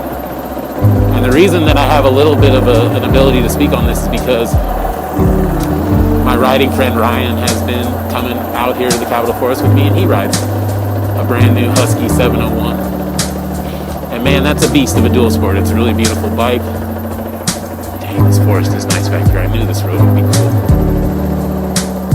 So the Husky 701, I personally have not ridden his Husky 701, but he's been coming up here and we've been having fun together, dancing down the forest trail. And that bike seems amazing. Seems like a very powerful, very light thing. But the thing about the KTM build and the KTMs in general, and the Husqvarna by association, hey now, a little rock in the road there. The thing about those KTMs, man, they're complex as shit. And that's the deal right now, is that bike is down due to a master cylinder on the clutch failing a seal, so what the heck, man, you're learning some expensive lessons on those things. Where the KLR, it loves trooping down the track no matter what. So that was the other thing I wanted to talk about, is just like more expensive dirt bikes versus the dual sports that are just a little bit more clunky and I know that the emissions is bad, and that's the reason we lost the KLR. But I'm thinking about a Generation 2 KLR. That might be my next bike, is just to have one in the stable that's from 2015, 2016, somewhere in there. Just to have it in the stable. So the Husqvarna 701, and then the thank you to Swanky Cat. Those are two things on my list. The third thing on my list was the power of friendship. And you heard me mention my friend Ryan. It's somebody I met when he was a teenager, and my band was playing in Seattle, and he came up on his bicycle with our other friend, who was also a teenager at the time, and man, they were excited, and they were on their big adventure. And when you can see that in those kids' eyes, they were 10 years younger than me at the time, but when you can see a kid's big adventure in his eyes, and he's in the very middle of the big adventure, that's fucking awesome. And that just felt great. Going through that puddle felt great too. But seeing that look in their eyes when they were 15 years old, 16 years old, pardon me, Ryan, if you're watching this and you were older than that, but they were teens. Meeting them at that time and seeing them on their big adventure was just super inspiring, and it led us to be positive and try and support that adventure and hang out with them and stayed in touch over the years. And then recently, Ryan saw one of my accountability journals, one of these moto adventures, and he said, yo man, are you on the trails? Like, let's hit the trails together, man. I would love to check that out. And through the power of friendship, like 10 years later, we found this other hey, check that out, this other platform where we could be friends. You know, first it was music and just kind of adventuring, and now it's these dual sport motorcycles, and that's amazing. I'm stoked. So that was the third thing I wanted to talk about, was the power of friendship and kind of linking up with people, even albeit just, you know, very surface, you know, people like, shout out to Ron C, shout out to Swanky Cat, who I've said, you know, all these people who are out there doing their thing, Scratch Babble, who I really enjoy a lot too. Shout out to those people, you know, for sending me a sticker or writing back, you know, and like sending you a sticker, man. If you want a sticker, hit me up, like and subscribe this channel. I will give you stickers, and we will be stoked on trading stickers. That's my shit as far as the universe of bartering. I love stickers. So also thanks to Dual ADV, man, they sent me some stickers as well and seem cool here in Washington State as well. Addresses, man, what is that? Like, houses into this. It's supposed to be a development zone. Just look at all this. Hey man, the gate was open, I don't know. And I think I can get around it if it's closed on the way back. Or maybe I'll come out somewhere over here by McCleary. But I should have gotten gas. Anyways, that's my third trip, is the power of friendship, man. And these dual sports is like, it's not about competition, it's more about like, hey man, are you okay? And we've had a couple occasions, you know, where his Husky was a little too powerful for his hand, and he threw it into a tree and had some fun, knocked the wind out of him and shit. And you know, you go back and you hang out with people and you try and get it going. And another advantage is that my power of friendship, my friend Ryan, hey, he's a fireman, and having a rescue volunteer, or not volunteer, a rescue, professional rescue with you when you're out here doing this dual sporting, oh, that's an advantage. So shout out to the power of friendship. That was number 3. Number 4, what was number 4? Oh shoot, number 4, right. Number 4 is when I get on the soapbox. And if you feel like turning off the video, I understand. But my soapbox would be the KLR Delusionals, man. I really feel sick. Shout out to the Delusionals. The delusional part though about making money from YouTube, it's weird. It's weird to me. It's strange. I don't get it. From YouTube, I want community and friendship. Social media and information are not going to give us our fair shake at any time, so we have to figure out our fair shake. And at the risk of really, I don't want to step on anyone else's ideas. Monetize videos, that's sick. That's cool, but they also say what can be in them, right? That's a form of censorship, and I have as a content creator, I have an issue with censorship. So I would be stoked if we as a community could come up with a solution to that. And I think we can. We're smart enough. You know, we're engineers and we're artists and we're we're all over the map as KLRists and dual sportists. So we're all over the map, right? So my solution, instead of being a griper and saying, you know, YouTube's never going to give us what we actually deserve for sharing this much amount of knowledge, a cool thing would be if we looked into crypto, if we looked into some cryptocurrency as KLRists and came up with something called the KLR coin. And we could trade knowledge, you know, for a coin. And you could trade goods and services for coin. And that way, as a community, the KLRists and the KLR delusionals and all of us out here, we can really figure out a better way of sharing our knowledge for a reasonable, you know, for a fair compensation. And I believe in fair market economics. I believe in, you know, fair labor trades. I believe in that stuff very much. And I don't think YouTube does, man. So that's why you don't find my videos monetized. That's why you find my original music on this stuff, Houwardian. Shout out to Houwardian, Houwardian.net. Like and subscribe on this channel. I hope y'all have fun checking out the woods with me today. The open gate was cool. I'm gonna go get onto some track at some point here, back on the other side, but I wanted to just see what this was about, and it seemed like a more mellow area to potentially talk to y'all about my points, my four little points today. Trying to make the 17th Moto-Vlog more interesting for y'all to check out. So let's review. Hey, we're back. 4 points. Thanks, Swanky Cat. You're a cool guy. I love the community surrounding KLR. Husqvarna 701 seems expensive for what it does, comparatively speaking. I like something that works when you get on it more often than not, and it's easy to work on. And those German engineered, while they do have fancy bells and whistles, man, when those bells and whistles break, well, guess what? You're down for the count. Maybe having a backup KLR is not a bad idea. But point number 3 was power of friendship, man. So stoked to have a friend to ride around with, and that's the shit. And hopefully we'll get Ryan on a video at some point, or get him to make a video or something. But my 4th point was the KLR coin, the fair compensation for KLR knowledge, and that YouTube is not really compensating us fairly. I mean, what do you guys get checks for, like $60, $80, $200 at the most? I mean, what's the checks looking like comparatively speaking to the time invested? And if we can show X amount of hours invested, hell, you've earned that bit of coin, and we can go and we start that, and the algorithm can start sooner than later, so that the people who are really putting in work, Everride and all these people, Scratch Babble, and, you know, you name it, Dual Sport ADD and Friday's the Bomb, all these people who are putting in such work, man, fair compensation for their labor, that would be fucking tight. So that's my point. Let's go see what's up this track, then kind of end the video. Over there is where I'm going. I think they're just cutting these for people to live back here. Addresses for people to live. It can be peaceful to live back here. Ooh, look at this dark forest with that green track.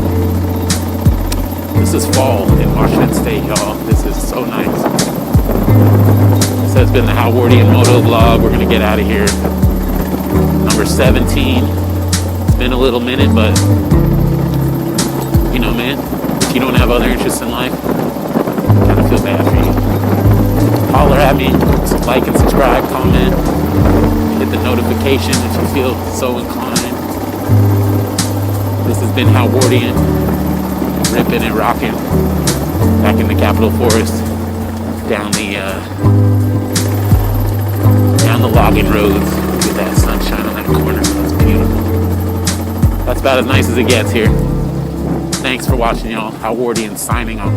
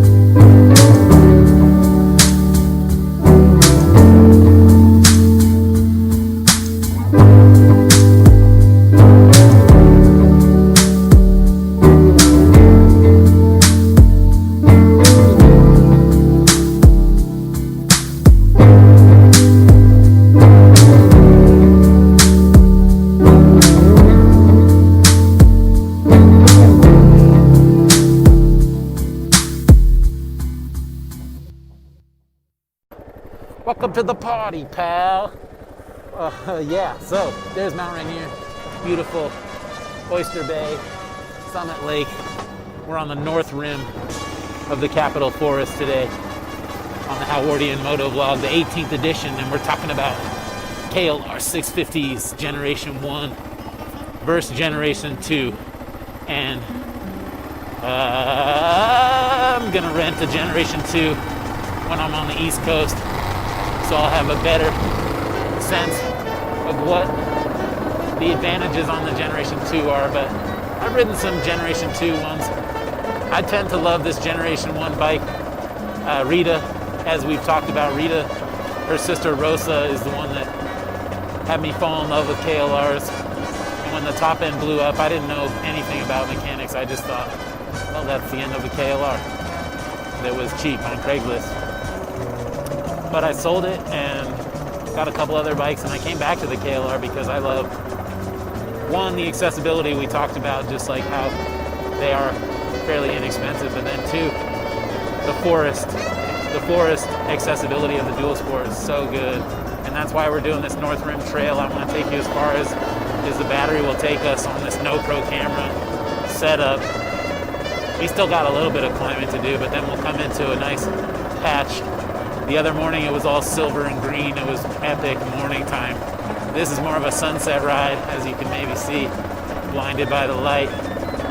We're gonna go to the left here. That's just logging stuff, boring.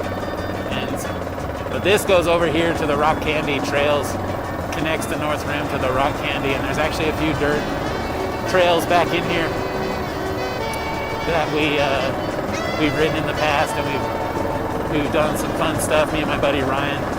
Power of friendship. Shout out to Ryan. Shout out to Swanky Cat. Shout out to Scratch Babble. Dual Sport. Dual ADV. Dual ADV.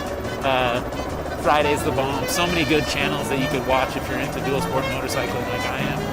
And that's what has me psyched to be up here on this North Rim Trail. No pro camera and everything. Howardian. Yo! Thurston County, Olympia, Washington. This is what the fall looks like. These are fall colors.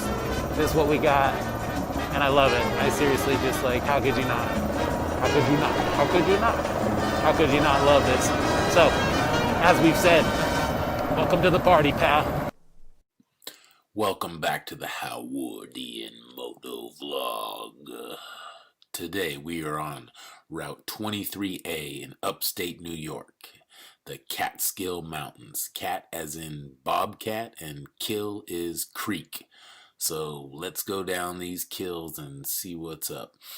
All the leaves were turning red and mostly yellow. Some of the most beautiful stuff was a little bit further back on 23 itself.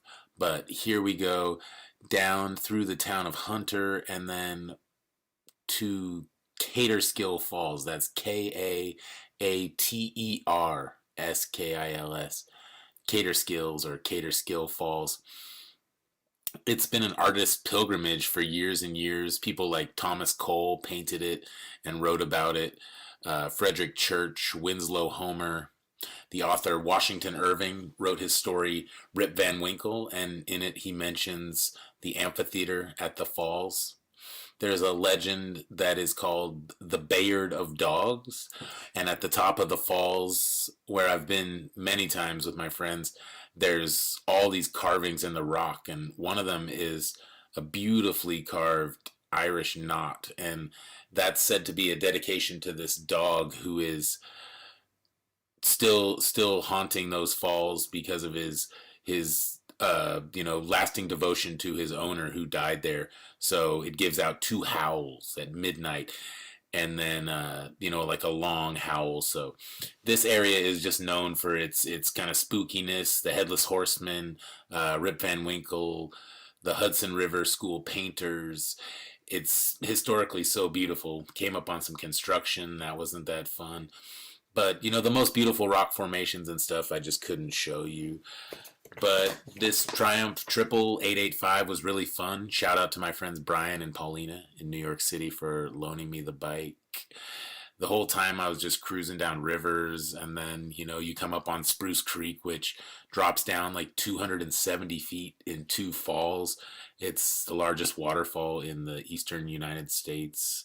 It's a forever wild forest preserve. New York State preserves it and maintains it. Its roads are beautiful. The trees are beautifully maintained. The paths are updated in 2014 for safety standards. There's been lots of accidents and things on these falls, so as you can imagine, I myself have hiked down the side down to that pit and swam in the pool, and you know, you can actually kind of come up underneath the falls and get a really hard shower. So this Howardian Moto-Vlog 19. Good night, y'all.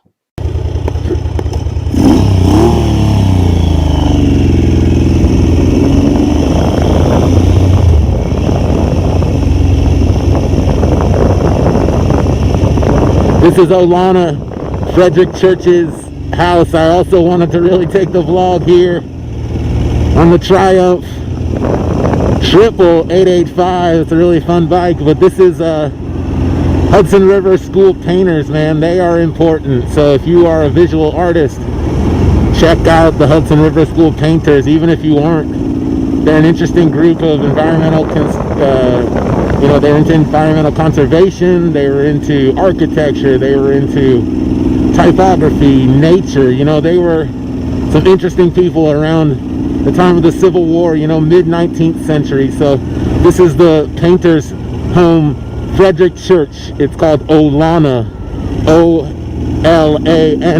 So if you're ever in upstate New York, you must come to Olana. It is gorgeous. It is so pretty here. This is the building. We'll go to the upper viewpoint up here and check out the parking lot so you can see the house. There's a gorgeous mansion. His painting studio is here.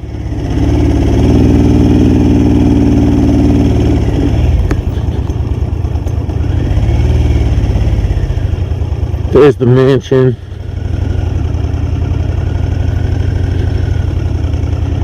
We'll see it on our way down.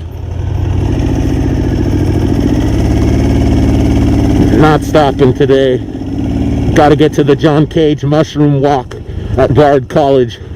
So if that's not telling you something about my moto vlog, then I don't know what is. I'm here at the Hudson River School Painters Mansions. There's the studio. There's the big giant mansion. If you ever saw the film Epic, which was a Pixar cartoon, they completely stole this mansion and just basically note for note put it to make it the little girl's mansion. So we're going down this way. We came up that way, and this is the one that has pretty much the most beautiful. I mean, imagine this is your view and you're a painter. They were about conserving the view shed. That was their trip, was to get the view shed conservation, you know, and they saw that the Industrial Revolution was in full swing, and a lot of the view sheds were being taken over by things like, you know, smokestacks and Indian Point and all that type of stuff. So they were really concerned with conserving the view shed, and that's why Olana was created. It's this manicured property. It's so gorgeous. Frederick Church had a I believe some type of MS, I could be wrong, but he couldn't control his hands to paint as well late in life, so he decided to make this property his project. And it's this epic park that is you know, open to the public. And in the fall time, I mean, look at this place. It's one of the most beautiful places that I know of in America. You know you didn't give birth for them to do stuff like this. Yeah. It's not where they're supposed to be. Howardian Moto-Vlog. Back on the Chit Chat channel, the Howardian Moto-Vlog, the C9000 road in the Capitol Forest. And we've done other vlogs here, but since it's December, we're gonna take it chill. But I liked how the light looked in the trees today, and I wanted to film a vlog. We're back on the KLR 650 in the Capitol Forest on the Howardian Moto-Vlog. There it is. Nice. Stand up. See what's going on. Yeah, they've been logging up here, so the tire tracks are good and deep, and the mud is good and slick, as I can already feel. As we climb up here, it's going to be interesting. But we're going to see what we can see on the Howardian Moto-Vlog, as we say. The KLR 650, the dual sport adventure motorcycle. The Kawasaki Lone Ranger. This one is called Rita. Her sister Rosa, rest in peace. Her sister Rosa rebuilt somewhere. But yeah, real slick today on the roads. Muddy. Whole thing feels like a mud bog. But it's fun. Pacific Northwest in December. This is the 21st edition of the Moto-Vlog for Howardian. And we're stoked to be showing you the Capitol Forest once again. The state forest, the working forest. So that's why we see all these loggers up here. And all these, all these kind of ruts that we're getting stuck in. Let's see what this side of the road is like. Yeah, a lot of water coming down the road, so fishtailing and hanging out. But yeah, look at that. Okay, we got through that the wet section. That's where the trails start. That's the Good Times Highway. That's where they got goes up to the top of the mountain right up there. But I think that we would find some things we really didn't want to find on those trails today. So I'm just gonna stick to this road and see if it stays amiable. Look at the beautiful blue sky though in December. Had a few days of rain and then got the blue sky. Wanted to come up here and ride the 650 in the forest. It's one of my goals today. Had I think the last time I talked to you guys I was on a Triumph Triple, and that was exciting to learn about that engine. But we're back on the Kawasaki 650, and I love this build. I love this design. The KLR is why I'm still interested in motorcycles, and I think I would get another KLR if I had the choice or the chance, or maybe a DR. So as far as this channel and following its dual sports, love a dual sporting.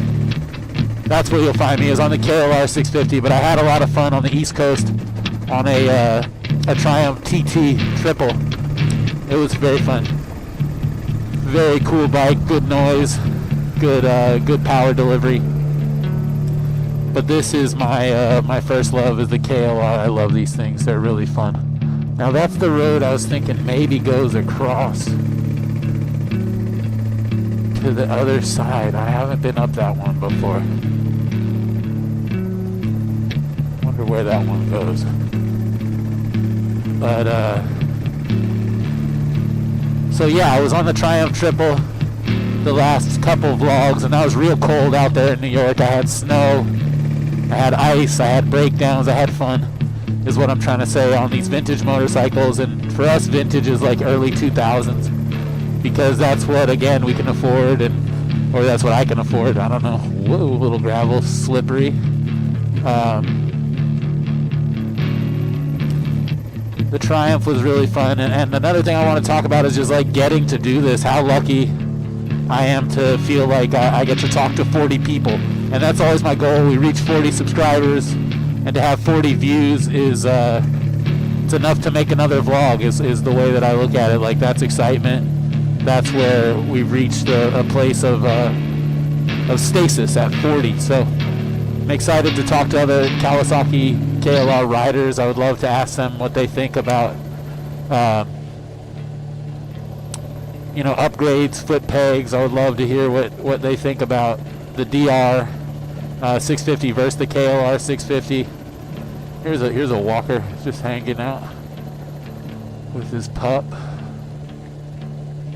How you doing? Good little dog. Looks like a hunting dog. Cute. So yeah, that was the other topic that I had on mind as I came up here, was just the fact that we get to do this, that I get to talk to 40 different people about my journey of learning how to ride an off-road vehicle. That's that's crazy, you know, because no one in my direct family really has ridden vehicles off-road. But even this fire road is such a joy to me to get to come up here into this area on the off-road vehicle and be outside. This is such a joy that I wish that the rest of my family shared it. So the 40 of you who share this journey with me of learning how to do this and being open with me and non-judgmental about my giant shortcomings. But then there's stuff like that, you know. It's beautiful when you look over there into the trees and that light catches. That's what I'm up here trying to do, and that's what I want to share with you. And that's again what I say, I get to do this. This is, oh my goodness, I'm overwhelmed with joy that I get to come up and do this, and that the 40 of you like to look at it as just that extra bonus to think that there is some small accountability, you know. It doesn't have to be huge accountability, but it's some small form of accountability. Now, see, I've been down that road, and it went for a ways. Not sure which one it links up with, but it might link up with this lower road that goes to the shooting area. But I want to cut across this road, the top road, see where it goes. This is kind of the top section of several trails kind of meet right there. But we're going to keep going and look up here. Not sure if this is the way that I remember. Maybe going straight at this cut back up here. Anyways, the fact that I get to do this and share it with you, and like I talked about, the accountability of off-roading and the off-road journal, kind of coupled with my learning of this forest. You know, I grew up here in Thurston County, and I never knew this forest intimately other than to come up here and go shooting, or to come up here and you know, potentially, you know, have a party or a fire or something like that. I would never come up here in this type of beauty, you know, this type of sunlight, and see it for what it was, which is this working state forest, as I've talked about many times on this vlog. I love this working state forest. It's a beautiful place. So we're climbing up higher and higher. This is the way I don't think I've been before, and this is the way I wanted to see. If it goes across to the other side, to the Rock Candy trailhead, and several times on this vlog you've heard me, I've ridden around Rock Candy, and I've tried to connect back to Rock Candy to find that, because that's a really beautiful riding area on this mountain. So we're up here on Capitol Peak in the Capitol State Forest. Yeah, this road is cool. It looks like the rest of the roads, but it's not one that I kind of had in my catalog, my bank. So the fact that we get to do this, and then also just trying to catalog these spaces. All right, the Howardian Moto-Vlog is at Miller, Sylvania State Park today. It's a really cool old state park here in Thurston County. And it's a little slimy and slippery for me to be back in the forest, so just doing surface streets today. But I wanted to be in the woods, so I found myself here at Miller, Sylvania, and I wanted to show you these really nice trees that they got way back here. They have a environmental research camp back here. That's like, you get reservations for your science group and you can come and study the rainforest. But no one's back there in the winter, so pretty peaceful, and no one really minding the gate as far as us just going around. It's okay. There's a lake. Nice place to launch your boat in the summertime, camp out. Thurston County is full of beautiful state parks. You can see the silver in the trees. I always really like that. But here we're just gonna go back past their little gate and show you this environmental research camp in the back of Miller, Sylvania Park. It gets nice. So they got this little stream that goes out to a lake. The different ecosystems that go with that. Some marshland that's been right next to the forest, you know, and the different ecosystems that they can study with that. So I'd imagine it's probably a cool experience for like young ones and adult scientists, you know. So I'm not sure, I never got to come here, but I certainly would like to be someone that came here at some point as a student.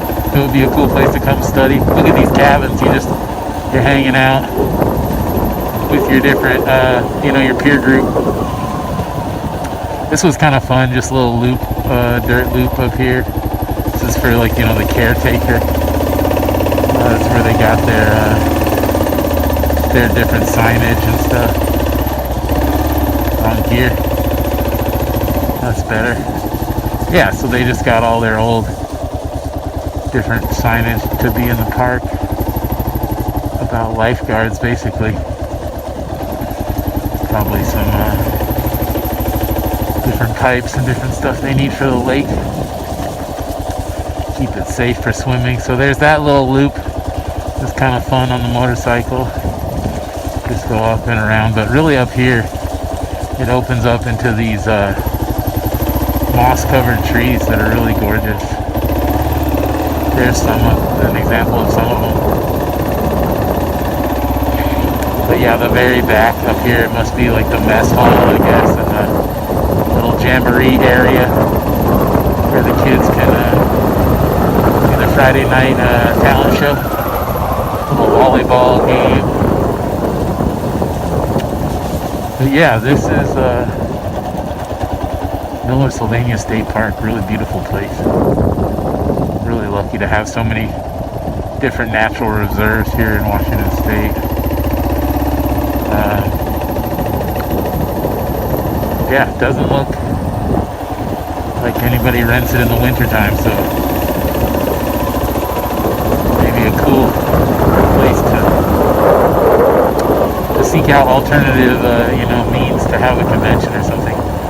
But I don't know, who knows? I'm not going to do that. I'm happy no one's here right now because I get to come back here and ride the bike a little bit, get out of the house, and you know, if I'm being honest, this is one of those rides that helps to manage frustration in the world around you. So I wanted to come out and be in the trees and appreciate the state that I love, that I live in, that I choose to live in, Thurston County, Washington State. So yeah, we're back here in the kind of marshland, headed back out through the gate, take the exit, and get back on the, I don't know, I think it's State Route 121 or something like that. We're out here near Little Rock, Washington, in Thurston County. Kind of, I always come out to the southeast and southwest part of the county on this vlog. So right now we're in the southeast part of the county. It's a great place to come swimming in the summertime when it gets hot here in Thurston County. But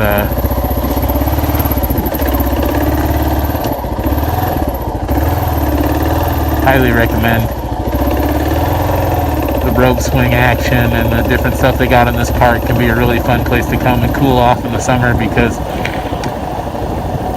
it's not salt water, it's fresh water, so it can be real nice. No lack of water on the roads out here right now. Being on the different highways and the little off-road sections I did go on were all pretty fucked as far as just too much water to really cross. And, well, yeah, maybe for somebody a little bit in a more gung-ho situation, but as far as being a KLR-istic dual sport rider, a KLR 650 rider, it's just fun for us to get out there and adventure and see what we can see, as they say on the Howardian Moto-Vlog. So yeah, let's head out. We can go see this little section of the park. This is where most of the campers most likely are right now. So sites 1 through 79 are right over here. Yep, not much to see. It's some bathrooms and some mobile home people that hanging out in this beautiful park. Yep. Not super interesting to me to fuck with their home. I'm happy that they are enjoying the park. Go ahead. Leave this part of the park to those who live here. Gorgeous place to live. Beautiful trees. Miller Sylvania State Park in southeast Thurston County, Washington State. State park system, man. I'm super into the national park system, super into the state park system. Think that they're a real gem, real cool thing that we have in this country. So that's it for the Howardian Moto-Vlog. This is the Miller Sylvania State Park, back where we started, right here by the entrance. Howardian signing out, signing shit. I ain't signing anything. I'm not signing your loyalty oath. Yippee-ki-yay, motherfucker.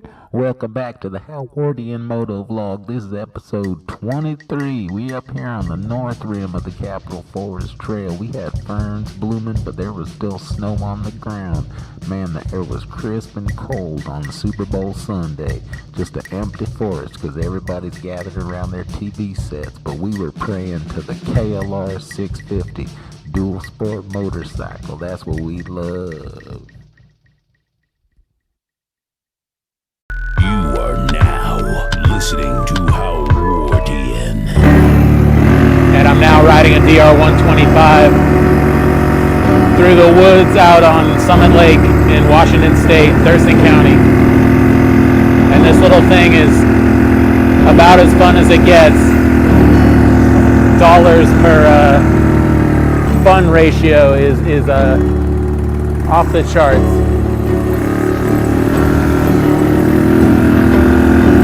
Take this left up on this forest road and cruise back here. Show you guys this little outlook that I like. DR loves the hills. 125 has no problem. Little mud section. I think we might want to do first gear on this hill. It's got a little bit of like an erosion situation.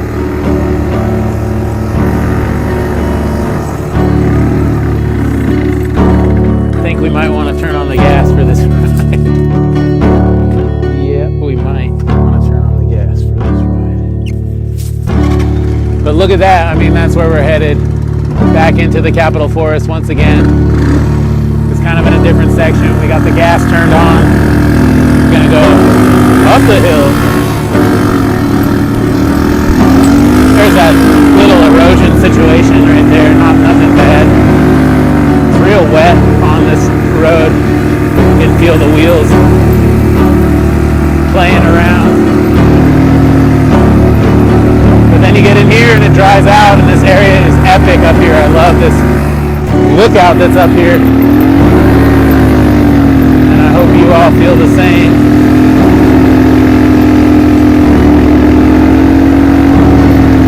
Yeah, the DR-125. Suzuki DR-125 Dual Sport.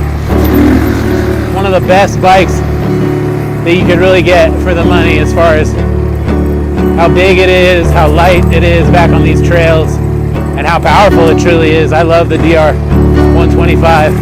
This bike's name is Brenda. So yeah, introducing Brenda to the Howardian Moto-Vlog channel. This is the lookout I was talking about.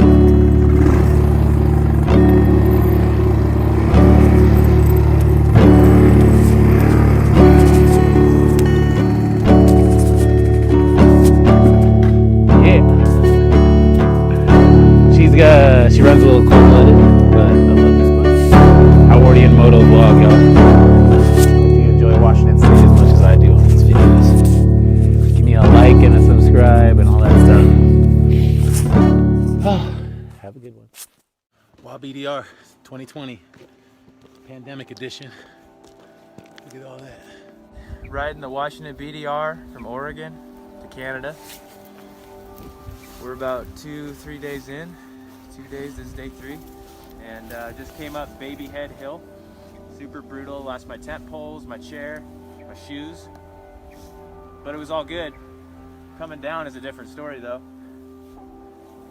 Ian's bike, your bike, rear brake, no good. And we're not even halfway down this motherfucker, so. Shit got real all of a sudden.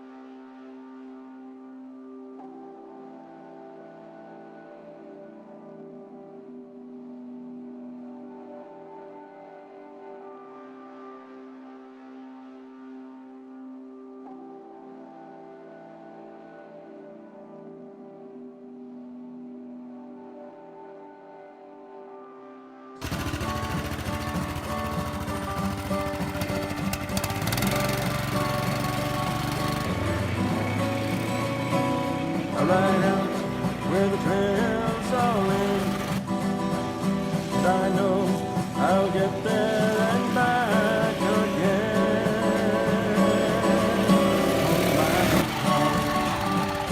My new car, my new car, my best friend.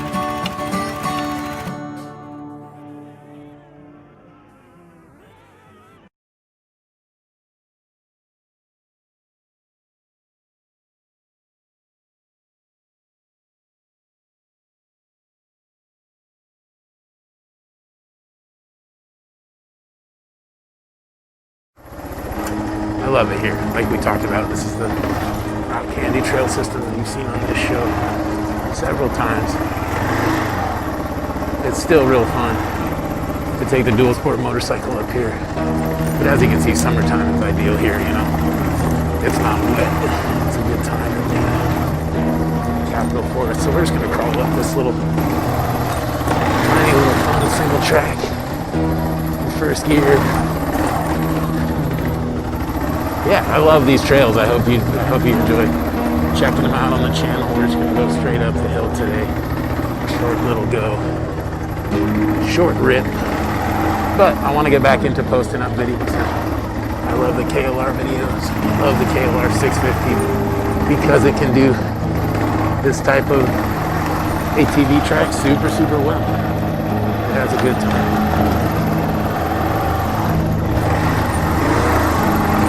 Will climb these mountains with ease. And for that, I love the Kawasaki KLR Dual Sport Gen 1. Simple bike. Real simple. Has a good time each time it goes up and over. But yeah, let's take a fire road for a second. This is another part of the Dual Sport, is that you can jump on the fire roads. Be real comfortable. How about that? Welcome back. Howardian Moto-Vlog is on the internet. Let's see what we can see. That's what we say. That's what I say on the Howardian Moto-Vlog. We got a dual sport motorcycle underneath us. KLR 650. Lauded as one of the most reliable bikes like a cockroach that would survive the nuclear winter. So here we are in the middle of the winter on the KLR. Not really, it's early fall here in Washington State, Thurston County, and the dirt is perfect.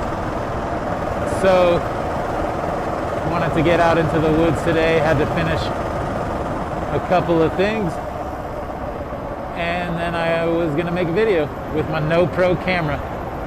And yeah, we could start there. I wanted to address a couple things on the vlog today while we rode the motorcycle together. And the first thing is what we've learned, or what I've learned in my, I guess this is like 13 months or 14 months of making these type of videos. I think it was June, might even be 15 months of making these type of videos. Roughly a year of filming myself and talking to myself and making what I call an accountability journal on this KLR 650.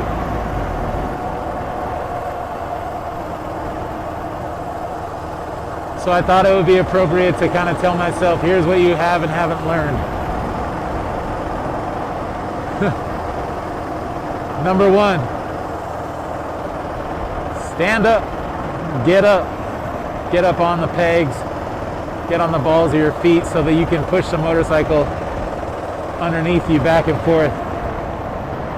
Much lighter to move than it is when my heavy butt is on the saddle. But I do love the KLR stock seat positioning. It lends itself to being gripped at the front and putting a ample American bottom on the back. Here we have the Federal Postman, but always fun to pass them on the apex of a hill. Thank you. So stand up, and the thing that I learned about standing up on the KLR is that our stock foot pegs on the KLR are, I think I heard them called Swiss cheese by Everride, or the bolts that hold on the pegs are Swiss cheese. He's probably somewhere right, you know, it's steel, but it's not the best steel. So I got some aftermarket foot pegs, and that just makes a lot of difference for standing up for long periods of time. Feels great. It has some metal spikes in it, you know, and I didn't get the IMS foot pegs, but I did get a little bit more expensive than the cheapest ones you could find.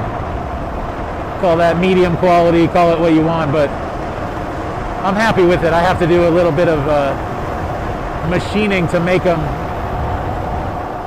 stand on the way that I wanted to, but overall super happy with the response from the larger foot pegs. So I would say that's someplace that I've learned that, like, okay, well, no matter the bike, your foot pegs are your contact point with the bikes other than your bars and your grips. Here's where all the trials bikes guys hang out. I wish I was cool like these dudes and hung out back in the woods doing trials bikes. But they're right back there bumping and jumping on their little trials bikes. I walked back in there. It's a pretty cool section back in there, but it's just like rocks to jump around on. So that's one thing I've learned, is use the appropriate tool. I guess is number two, is use the appropriate tool for the appropriate occasion. And the KLR 650 is an amazing dual sport. I'd put it up there at number, you know, it's in the top three between the DR 650, the XR 650, and the KLR 650. Those are the three best dual sports. But what dual sports are not is, they're not dirt bikes. They weigh 400 pounds wet, you know, so if you're going to negotiate something, make sure that you can get 400 pounds through it. Here we come to the little highway crossing, but I think we'll go up the hill and down and around again. So yeah, they are not little dirt bikes. They are definitely big dual sport motorcycles, and that's a segment, you know, that came out of enduro. but is now extremely popular and is sometimes called ADV, and that's cool. ADV guys are interesting. I guess number 3 thing I will say that I've learned is, yeah, stand up, man. Find your group, you know, find a group of riders that you feel comfortable going around in. I haven't necessarily found that, but I've learned that that makes motorcycling more enjoyable, whether you're on a Harley or an ADV bike or anything. If you have a buddy with you to help you out, that's better than not having a buddy to ride with. It feels a lot funner. So that's, I guess, number 3, is that find your group of guys. If that's Pacific Northwest dual sport riders, or if that's, you know, you say what that is, not me. Gas it around here. Ooh, a little slick. I guess there was some rain up here. Might get interesting. I doubt it. Doesn't look like it'll get interesting. So this hill gets pretty steep. It goes up into the Capitol Forest. My favorite place to ride, and it's right in my town. So, you know, I think that if you're someone that has watched any of my videos before, you might have even seen this same road. But I'm trying to do better and better videos and talk about what I've learned on my accountability journal. So we got so far three topics, and I'll just keep going until, hell, I run out of ideas. But finding a group of people to ride with, that's number 3, you know, and having some type of camaraderie is really helpful on a motorcycle. Number 1, because they can be difficult to maneuver. And number 2, because it just provides like a real sense of I don't know how to put it, like, you know, humans, we desire togetherness, you know, whether that be in a group that loves the football team, or whether that's a group that loves the KLR 650. And I think I made it known that I love the KLR 650 on this channel a billion times, but I'll say it again. It's one of the best dual sport models because it's got an inexpensive price point. It's simple to work on, and it has a group of people out there putting out parts for it and mods for it, you know, and the bike's been discontinued for 2 years now. Is that right? 2018 is when they got it off the market. And a little downshift here, and that'll be appropriate for what's coming ahead. He'll just get steeper and steeper, but the view is lovely right there. Ooh. Sometimes you get Rainier, sometimes you get the Puget Sound, but you always get that view of the lake there. So yeah, the dual sport will crawl up this fire road, and look at this crazy shit. I mean, Jeep roads are a KLR's good friend, you know? If a Jeep can get through, a KLR will happily putt along through the tracks. And I guess that was another topic I wanted to talk about, kind of deviating from what I've learned, or it is part of number 3, I guess, is finding a group of like-minded riders, is the BDR, backcountry discovery routes. And those are a set of GPS tracks that go across a lot of parts of the United States, and I don't know if they have them set up for Canada and Mexico. I'm sure somebody does.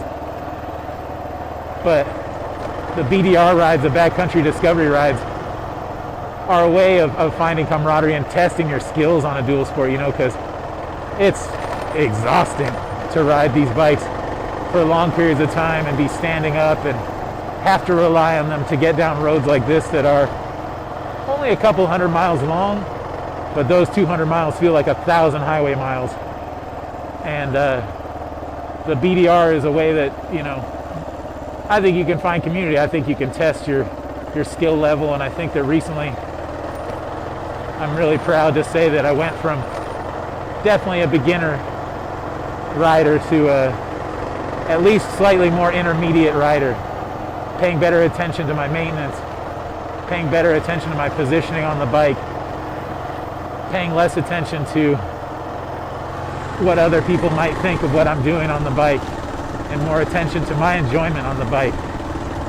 So that's something that the BDR really and becoming a more intermediate rider has, I attribute to the BDR, you know, the backcountry discovery route.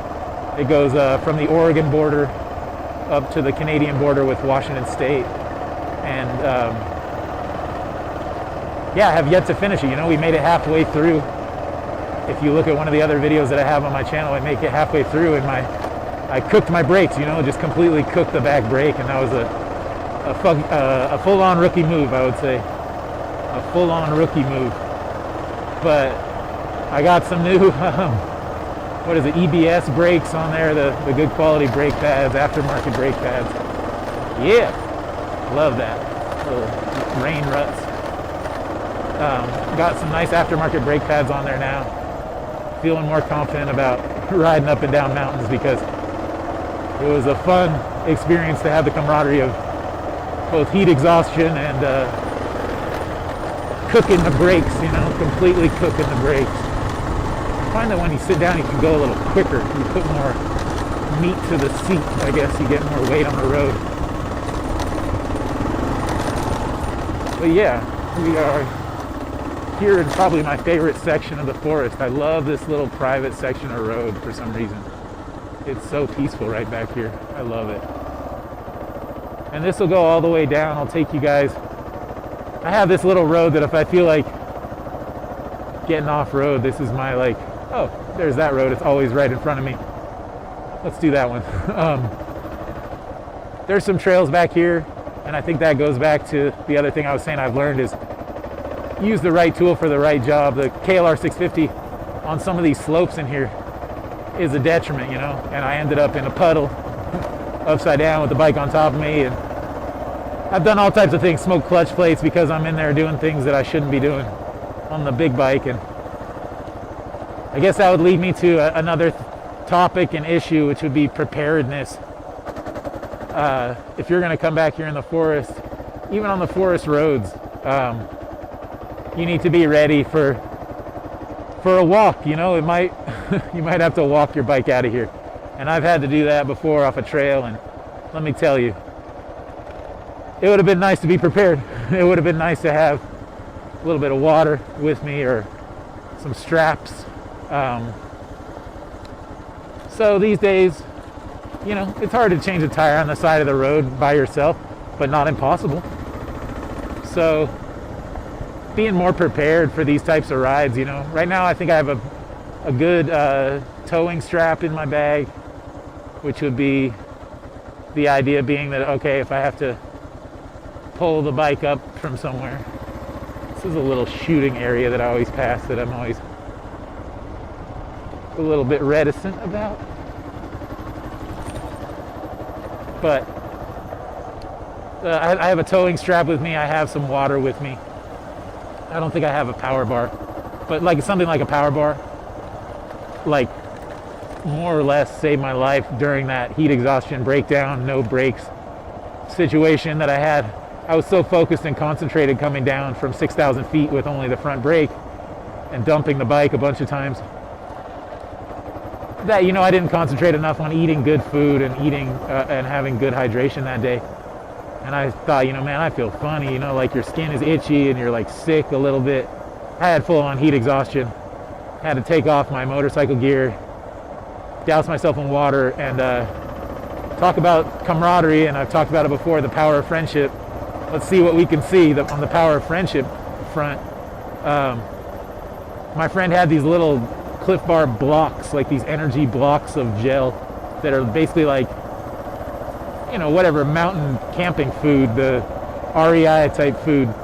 But man, eating those blocks of energy were welcome. I'll tell you what, my body right away was able to process them, get whatever it needed to get a little bit back on board. And we dropped down and had a great night. You know, we went swimming about 2 hours later or something, and I felt like I came back to life when I went swimming. We lay down in the Teanaway River, and that was like that whole idea of like togetherness, you know, that we'll have a nice memory of swimming in a cold river together after a super dusty day.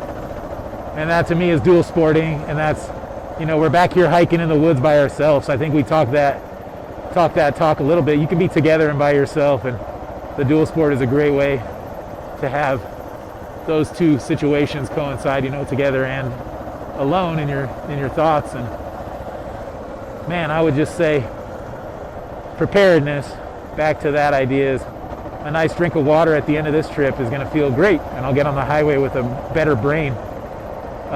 And when we have a better brain, we ride the bike better. You know, we get our body positioning back in line. We cover that rear brake when we're coming around these hills. We got our eyes out ahead and down below.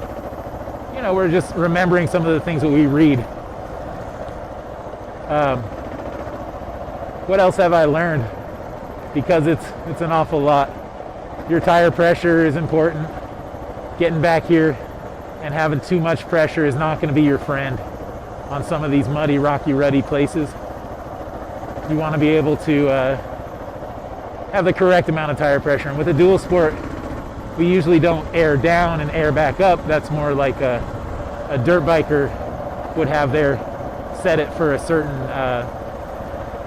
trail, you know, and that's not necessarily a dual sport thing, but it could be. I think you could do something like that if you were trucking your bike out. But to me, part of dual sporting is that we ride to the trails, and that's a unique part, you know, that's a joyous part of the experience.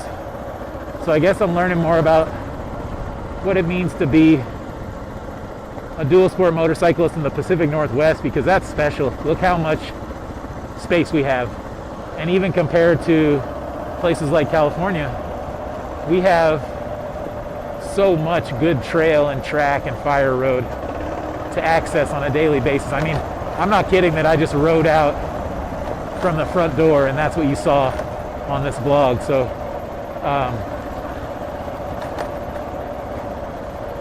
we've got that ability, you know, to ride just right to it. And that's one thing I also have learned that I really do like about dual sporting, is that it's a bike that can go and get groceries, but it's also a bike that can go down this awesome type of stuff. It can do a single track if the if it's fairly forgiving as far as, you know, elevation and drops and things, but it's not a two-stroke. It's not 200 pounds, you know. Like I said, it's 400 plus pounds soaking wet, and it's top heavy. So if you're going to be able to lift it up, you're going to be doing some bench presses of 400 pounds. And I think I've said it before, but it warrants saying again, the third time you lift up 400 pounds on any given Sunday, on any Sunday, you're going to feel it the third or fourth time you lift up that much weight. The first time, well, you got to get the bike up and you have that panic energy. Second time, oh man, I'm starting to feel the lactic acid in my muscles. Third time, you're thinking about, if I can get this back up, I'm just going to head home.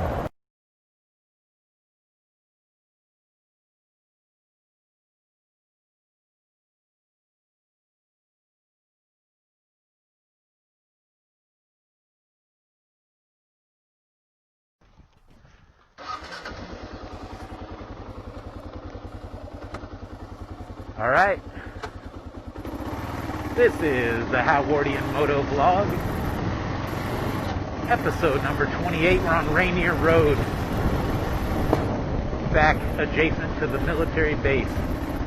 And I don't know the story on these trails, but I came back here and did the why I love my KLR 650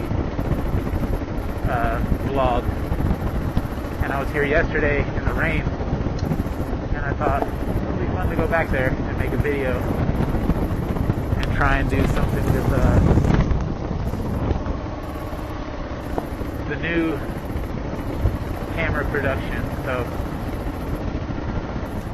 trying out some things, trying to make the vlog better and better. Ron C, shout out to Ron C, he said, what the hell's going on with your camera? And I said, you know, you got a point there. Don't spend much time on the video production. Then Island ADV out there in Prince Edward Island, shout out, hit me up about video production and said that's another thing that he loves about vlogging, was making videos. And I do like making videos. So decided to try and figure out my little, I bought a $20 action camera. It's like a fake GoPro, and I have my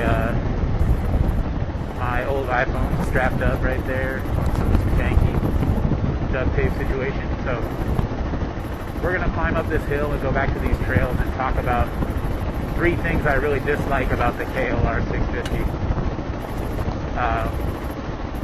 You know, I did a little thinking about this and a little preparing, so just trying to get into a better video production mode. So turn here at all the garbage, through the fresh, all the shingles, stinky. Whew. So it rained back here. Not sure if this hill climb is a great call or not, but we're just gonna have to go see. No, it's not. It's really not a great call. But we're gonna get up here anyway.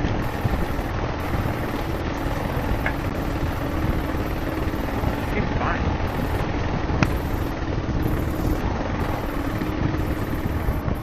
Seems fine. And then once you're up that little hill, you're back here on these trails that I imagine that these are military access roads, and there's just no signage, but they look like little Jeep roads. And here's this, whatever that is, you know, cell signal situation. Go across this field and then you get back into the woods over here. So, hoping that that water crossing is the most interesting thing that we see on these trails. But it rained pretty heavy here in Thurston County the last little while. So taking the big bike on the trails is always fun. Yeah, that's maybe, you know, no particular order here, but doing the 3 things I dislike about the KLR 650. And that's one of them, is that it's real top heavy. You know, this tank, this metal tank is heavy when it's full of fuel. And I find myself bargaining how much fuel should I put in for the ride, because I want to cut down on weight, but I want to go all day. I want to go to the tank's limit, which I'm never going to the tank's limit, the 300 miles, unless I'm doing some touring, which KLR will do touring. And as long as we're saying things we dislike about the KLR, let's say things we like. This is a touring adventure motorcycle. Like, how amazing is that? Love that. The top heavy weight, though, the 415 pounds wet, becomes a deterrent to certain trails, and that's, you know, that is what it is. That's fine. It's not a big deal. This is kind of where I stopped last time I went back here. I'm not sure what these roads are even about. I don't want to come in onto any military practicing or whatever they do.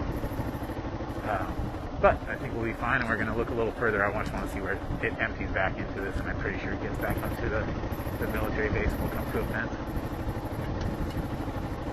But that top heavy weight, that's reason number 1. You know, it's a heavy one. I have a 125. I love my 125 because it weighs half of what the KLR weighs, and if you have to pick it up several times in one day, no one's really complaining. So the top heavy weight of the KLR, reason number 1. Reason number 2 is the fairing on the Generation 1. Looks a little bit space shuttle-y, and the fairing on Generation 2 looks real sport bikey. And I think that those are ugly. I don't think that those are pretty designs. I think the fairing is gross. You'll see a lot of people doing, gross, that's the wrong word, but you'll see a lot of people doing, you know, kind of rally mods. They like to put the Dakar Rally fairing on, and that looks cool. A lot of people like using the fairing as like a dashboard, and for me, that's not. I'm not interested in putting more electronics on a motorcycle. I'm interested in having less. I like a carbureted bike, you know. I don't want more stuff. It's getting a little thick back here. Doesn't look like many people pass back here. Making it an interesting vlog, an adventure. Adventure vlog, KLR 650 adventure vlog. Howardian. Washington State, yeah, Thurston County. So, yeah, talking about the fairings, I think the KLR 250 fairing is like perfect looking. So you'll see that I did a modification, and I'm happy to talk to anyone that wants to talk about it. Just did 2 simple cuts and used 2 existing mounts to put a KLR 250 fairing on my KLR 650. And before you get too in your feelings, yes, there's more wind and less buffeting. I don't mind that. I say get out into the wind as one of my therapy things, you know. So I like that fact that there's a little bit more wind on my body, a little bit wiggly because of that fact, but not the end of the world. Oh well. Weird swings. So that KLR 250 fairing is to me a good looking dirt bike fairing, you know, and I like that this is an adventure dirt bike, you know, a Swiss Army knife of bikes is the KLR. So but that being said, I want it to look a little bit more dirt bikey and a little bit less highway ready or something like that, you know, like whatever commuter type fairing. It's just it keeps a minimal amount of wind off you, and it's super ugly compared to the 250 fairing, which is an easy mod. I've never seen guys really putting them on there. So yeah, the fairings. And that's a cosmetic deal of why I dislike the KLR, you know, that it's like, can be like slightly ugly, which that's very subjective, and you know, we all live in a yellow submarine anyway, so it doesn't really matter. Number 3 is some of the body stylings I dislike of KLR, and we just talked about the fairing, which I know is a body styling, but I'm more talking about the blinkers. The front and rear blinkers have these weird ears, you know, these rubber ears that are they stick out, and if you drop the bike, if you plan to drop the bike at all, and I hope you plan to drop your bike, I hope you plan to get into adventure situations that have you necessitating picking up your bike. That was something I said about the solo, or about my number 1 dislike is that the weight, the top heavy weight. Going solo adventuring, you definitely will see things that you're like, no, I'm not messing with that because I'm by myself and I really can't pick up the bike. And that's similar to what you just saw with that steep downhill, gravel downhill. I don't think that if I did drop it back here, I would have an easy time getting it back up. And I'm out for a leisurely Sunday vlog. I'm not, anyways, I've got people to do and places to see. Or how does that go? Places to do and people to see. So the body stylings of the blinkers, you'll see them there with the big rubber donkey ear things. They're pretty silly, you know. And another thing about the body styling is the engine shrouds. Those are going to break on you if you drop this bike. Get ready to buy a pair of those, and you know, the cheapest you can find those is $100. If you see some used, invest in them, figure them out. But that's like the 3rd thing I dislike about the KLR, you know. And I recently ran into someone. One of the things I said that I like about the KLR, 5 things I love about my KLR, on another delusional late response vibe. Nice brush guard coming in handy right there, protecting my hand from that stick. Was the people that surround this bike. You know, there's lots of engineers and people that just love that it's a Swiss Army knife. You're supposed to be able to put a spoon and a fork and a toothpick on this bike. So I found these people. Shout out to 3D Cycle Parts. Looks like an engineer, a guy that manufactures fixes for what he sees as the KLR's problems. And that's awesome. I love that there's people out there doing that. So what he has is kind of he deletes that little rubber donkey ear, and we can use the same housing, the same bulb, the same wiring and everything, and just go back in with this little piece that he 3D printed that gets us away from that situation, which is really cool. And he also has a fix for the engine shroud. So, you know, I ordered those parts from that guy, and it was like 3 kits or something like that, with a total of $40, which is, if you know motorcycles, that's just cheaper than chips, as Miss Emma would say. So getting those parts for $40 from 3D Cycle Parts to fix these common situations that you break in an off-road scenario, that feels awesome. And that's, like, again, just saying good things about the bike when we're out here saying the 3 things we dislike. And the 3 things I dislike, in case you missed my earlier points, which I doubt, down into the rut. Look at that, that's fun. Ooh, got the bike wiggling around on me. Yeah.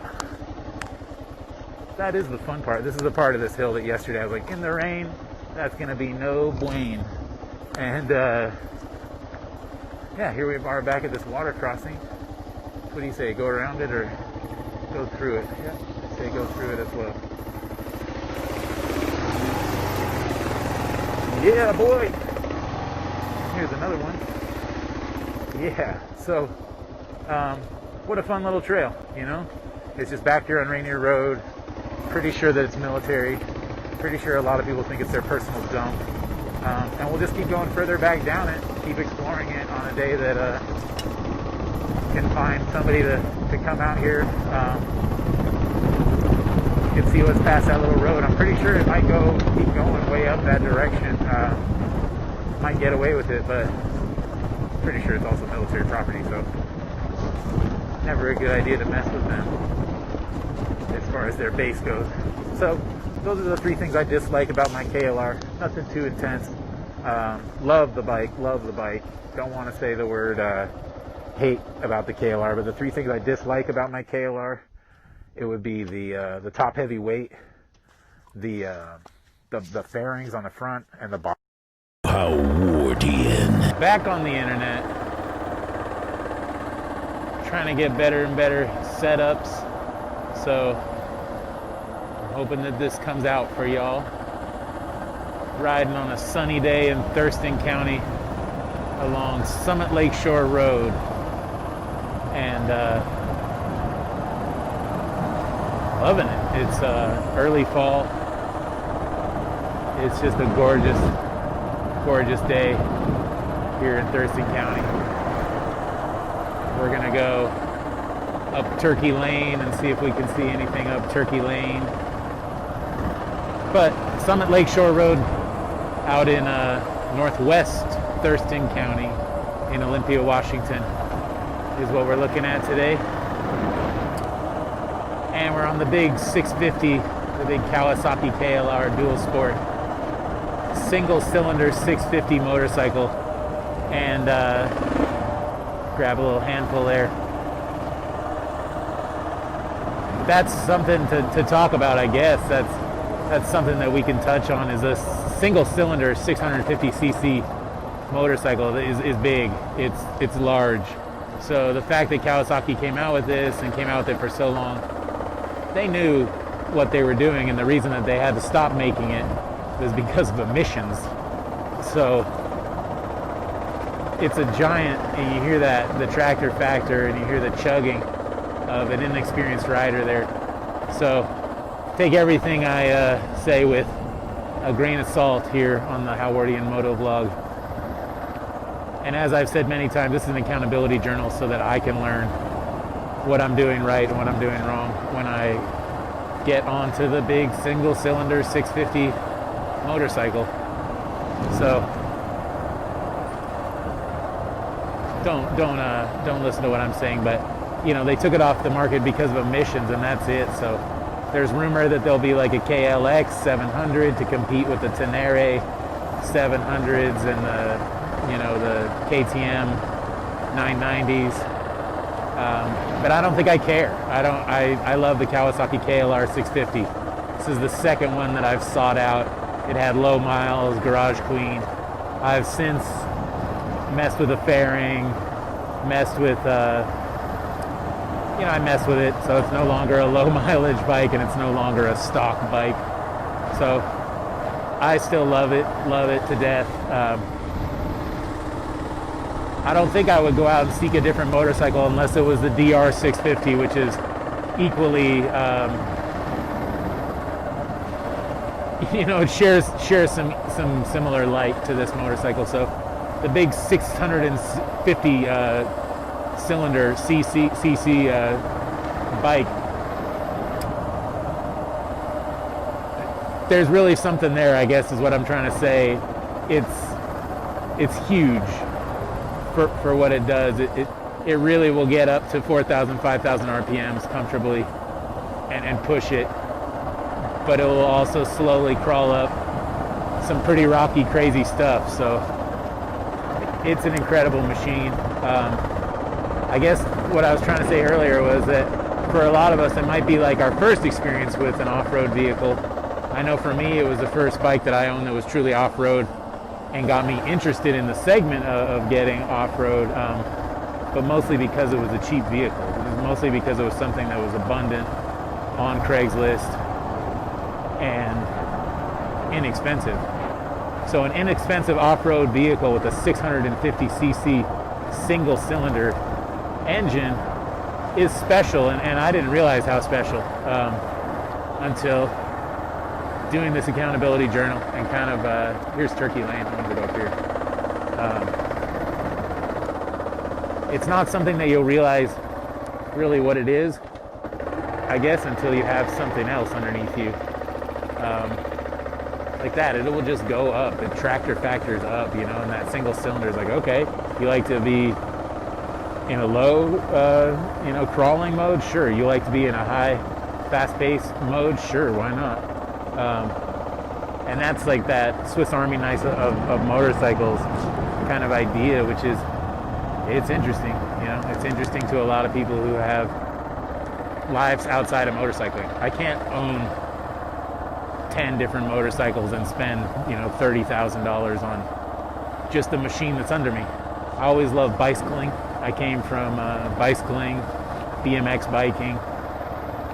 So motorcycles are expensive to me. They're so pricey to me.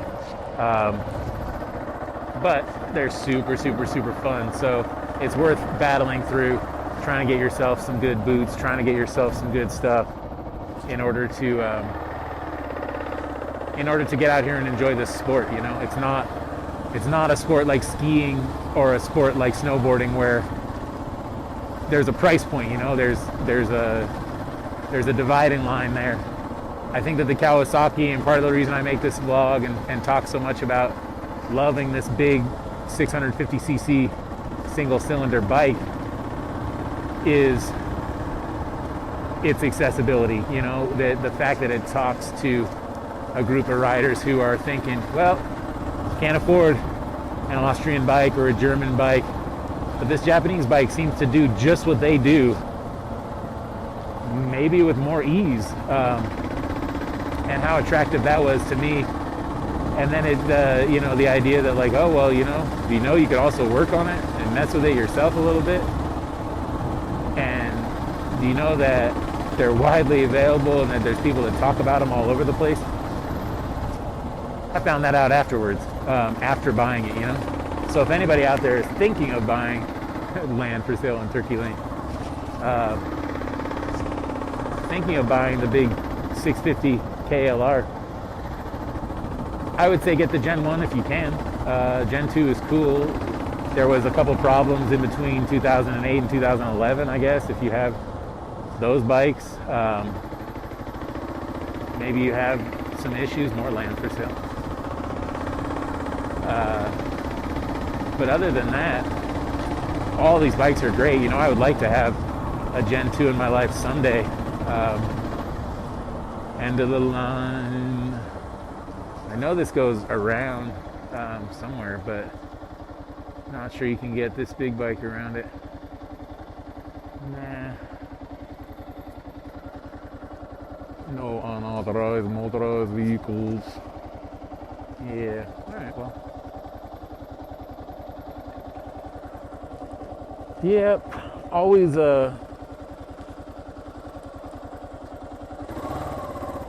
always psyched to come up here on Turkey Lane, but wish you know, someday I should just walk further up in there.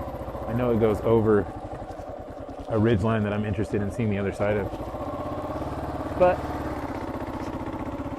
for today, this is what we're doing. We're just going to loop out of the Turkey Lane back down to Summit Lakeshore. Damn, that's nice right there, huh? I guess getting water up here would be real difficult, but right adjacent to forest, you know, Thurston County, Olympia, Washington, it is the most beautiful place in the United States, you know, and I think taking pride in your area is another reason that I love the dual sport and love the idea of a motorcycling segment that's called adventure, because I like to do that anyways. When I was a kid, we would go sneak into abandoned spots and, you know, allegedly do all types of stuff like that when I was a kid. So this motorcycle just promotes exploration, and I would again tell anyone who's maybe thinking of buying the motorcycle that, yeah, it comes with a license to explore, which you need that.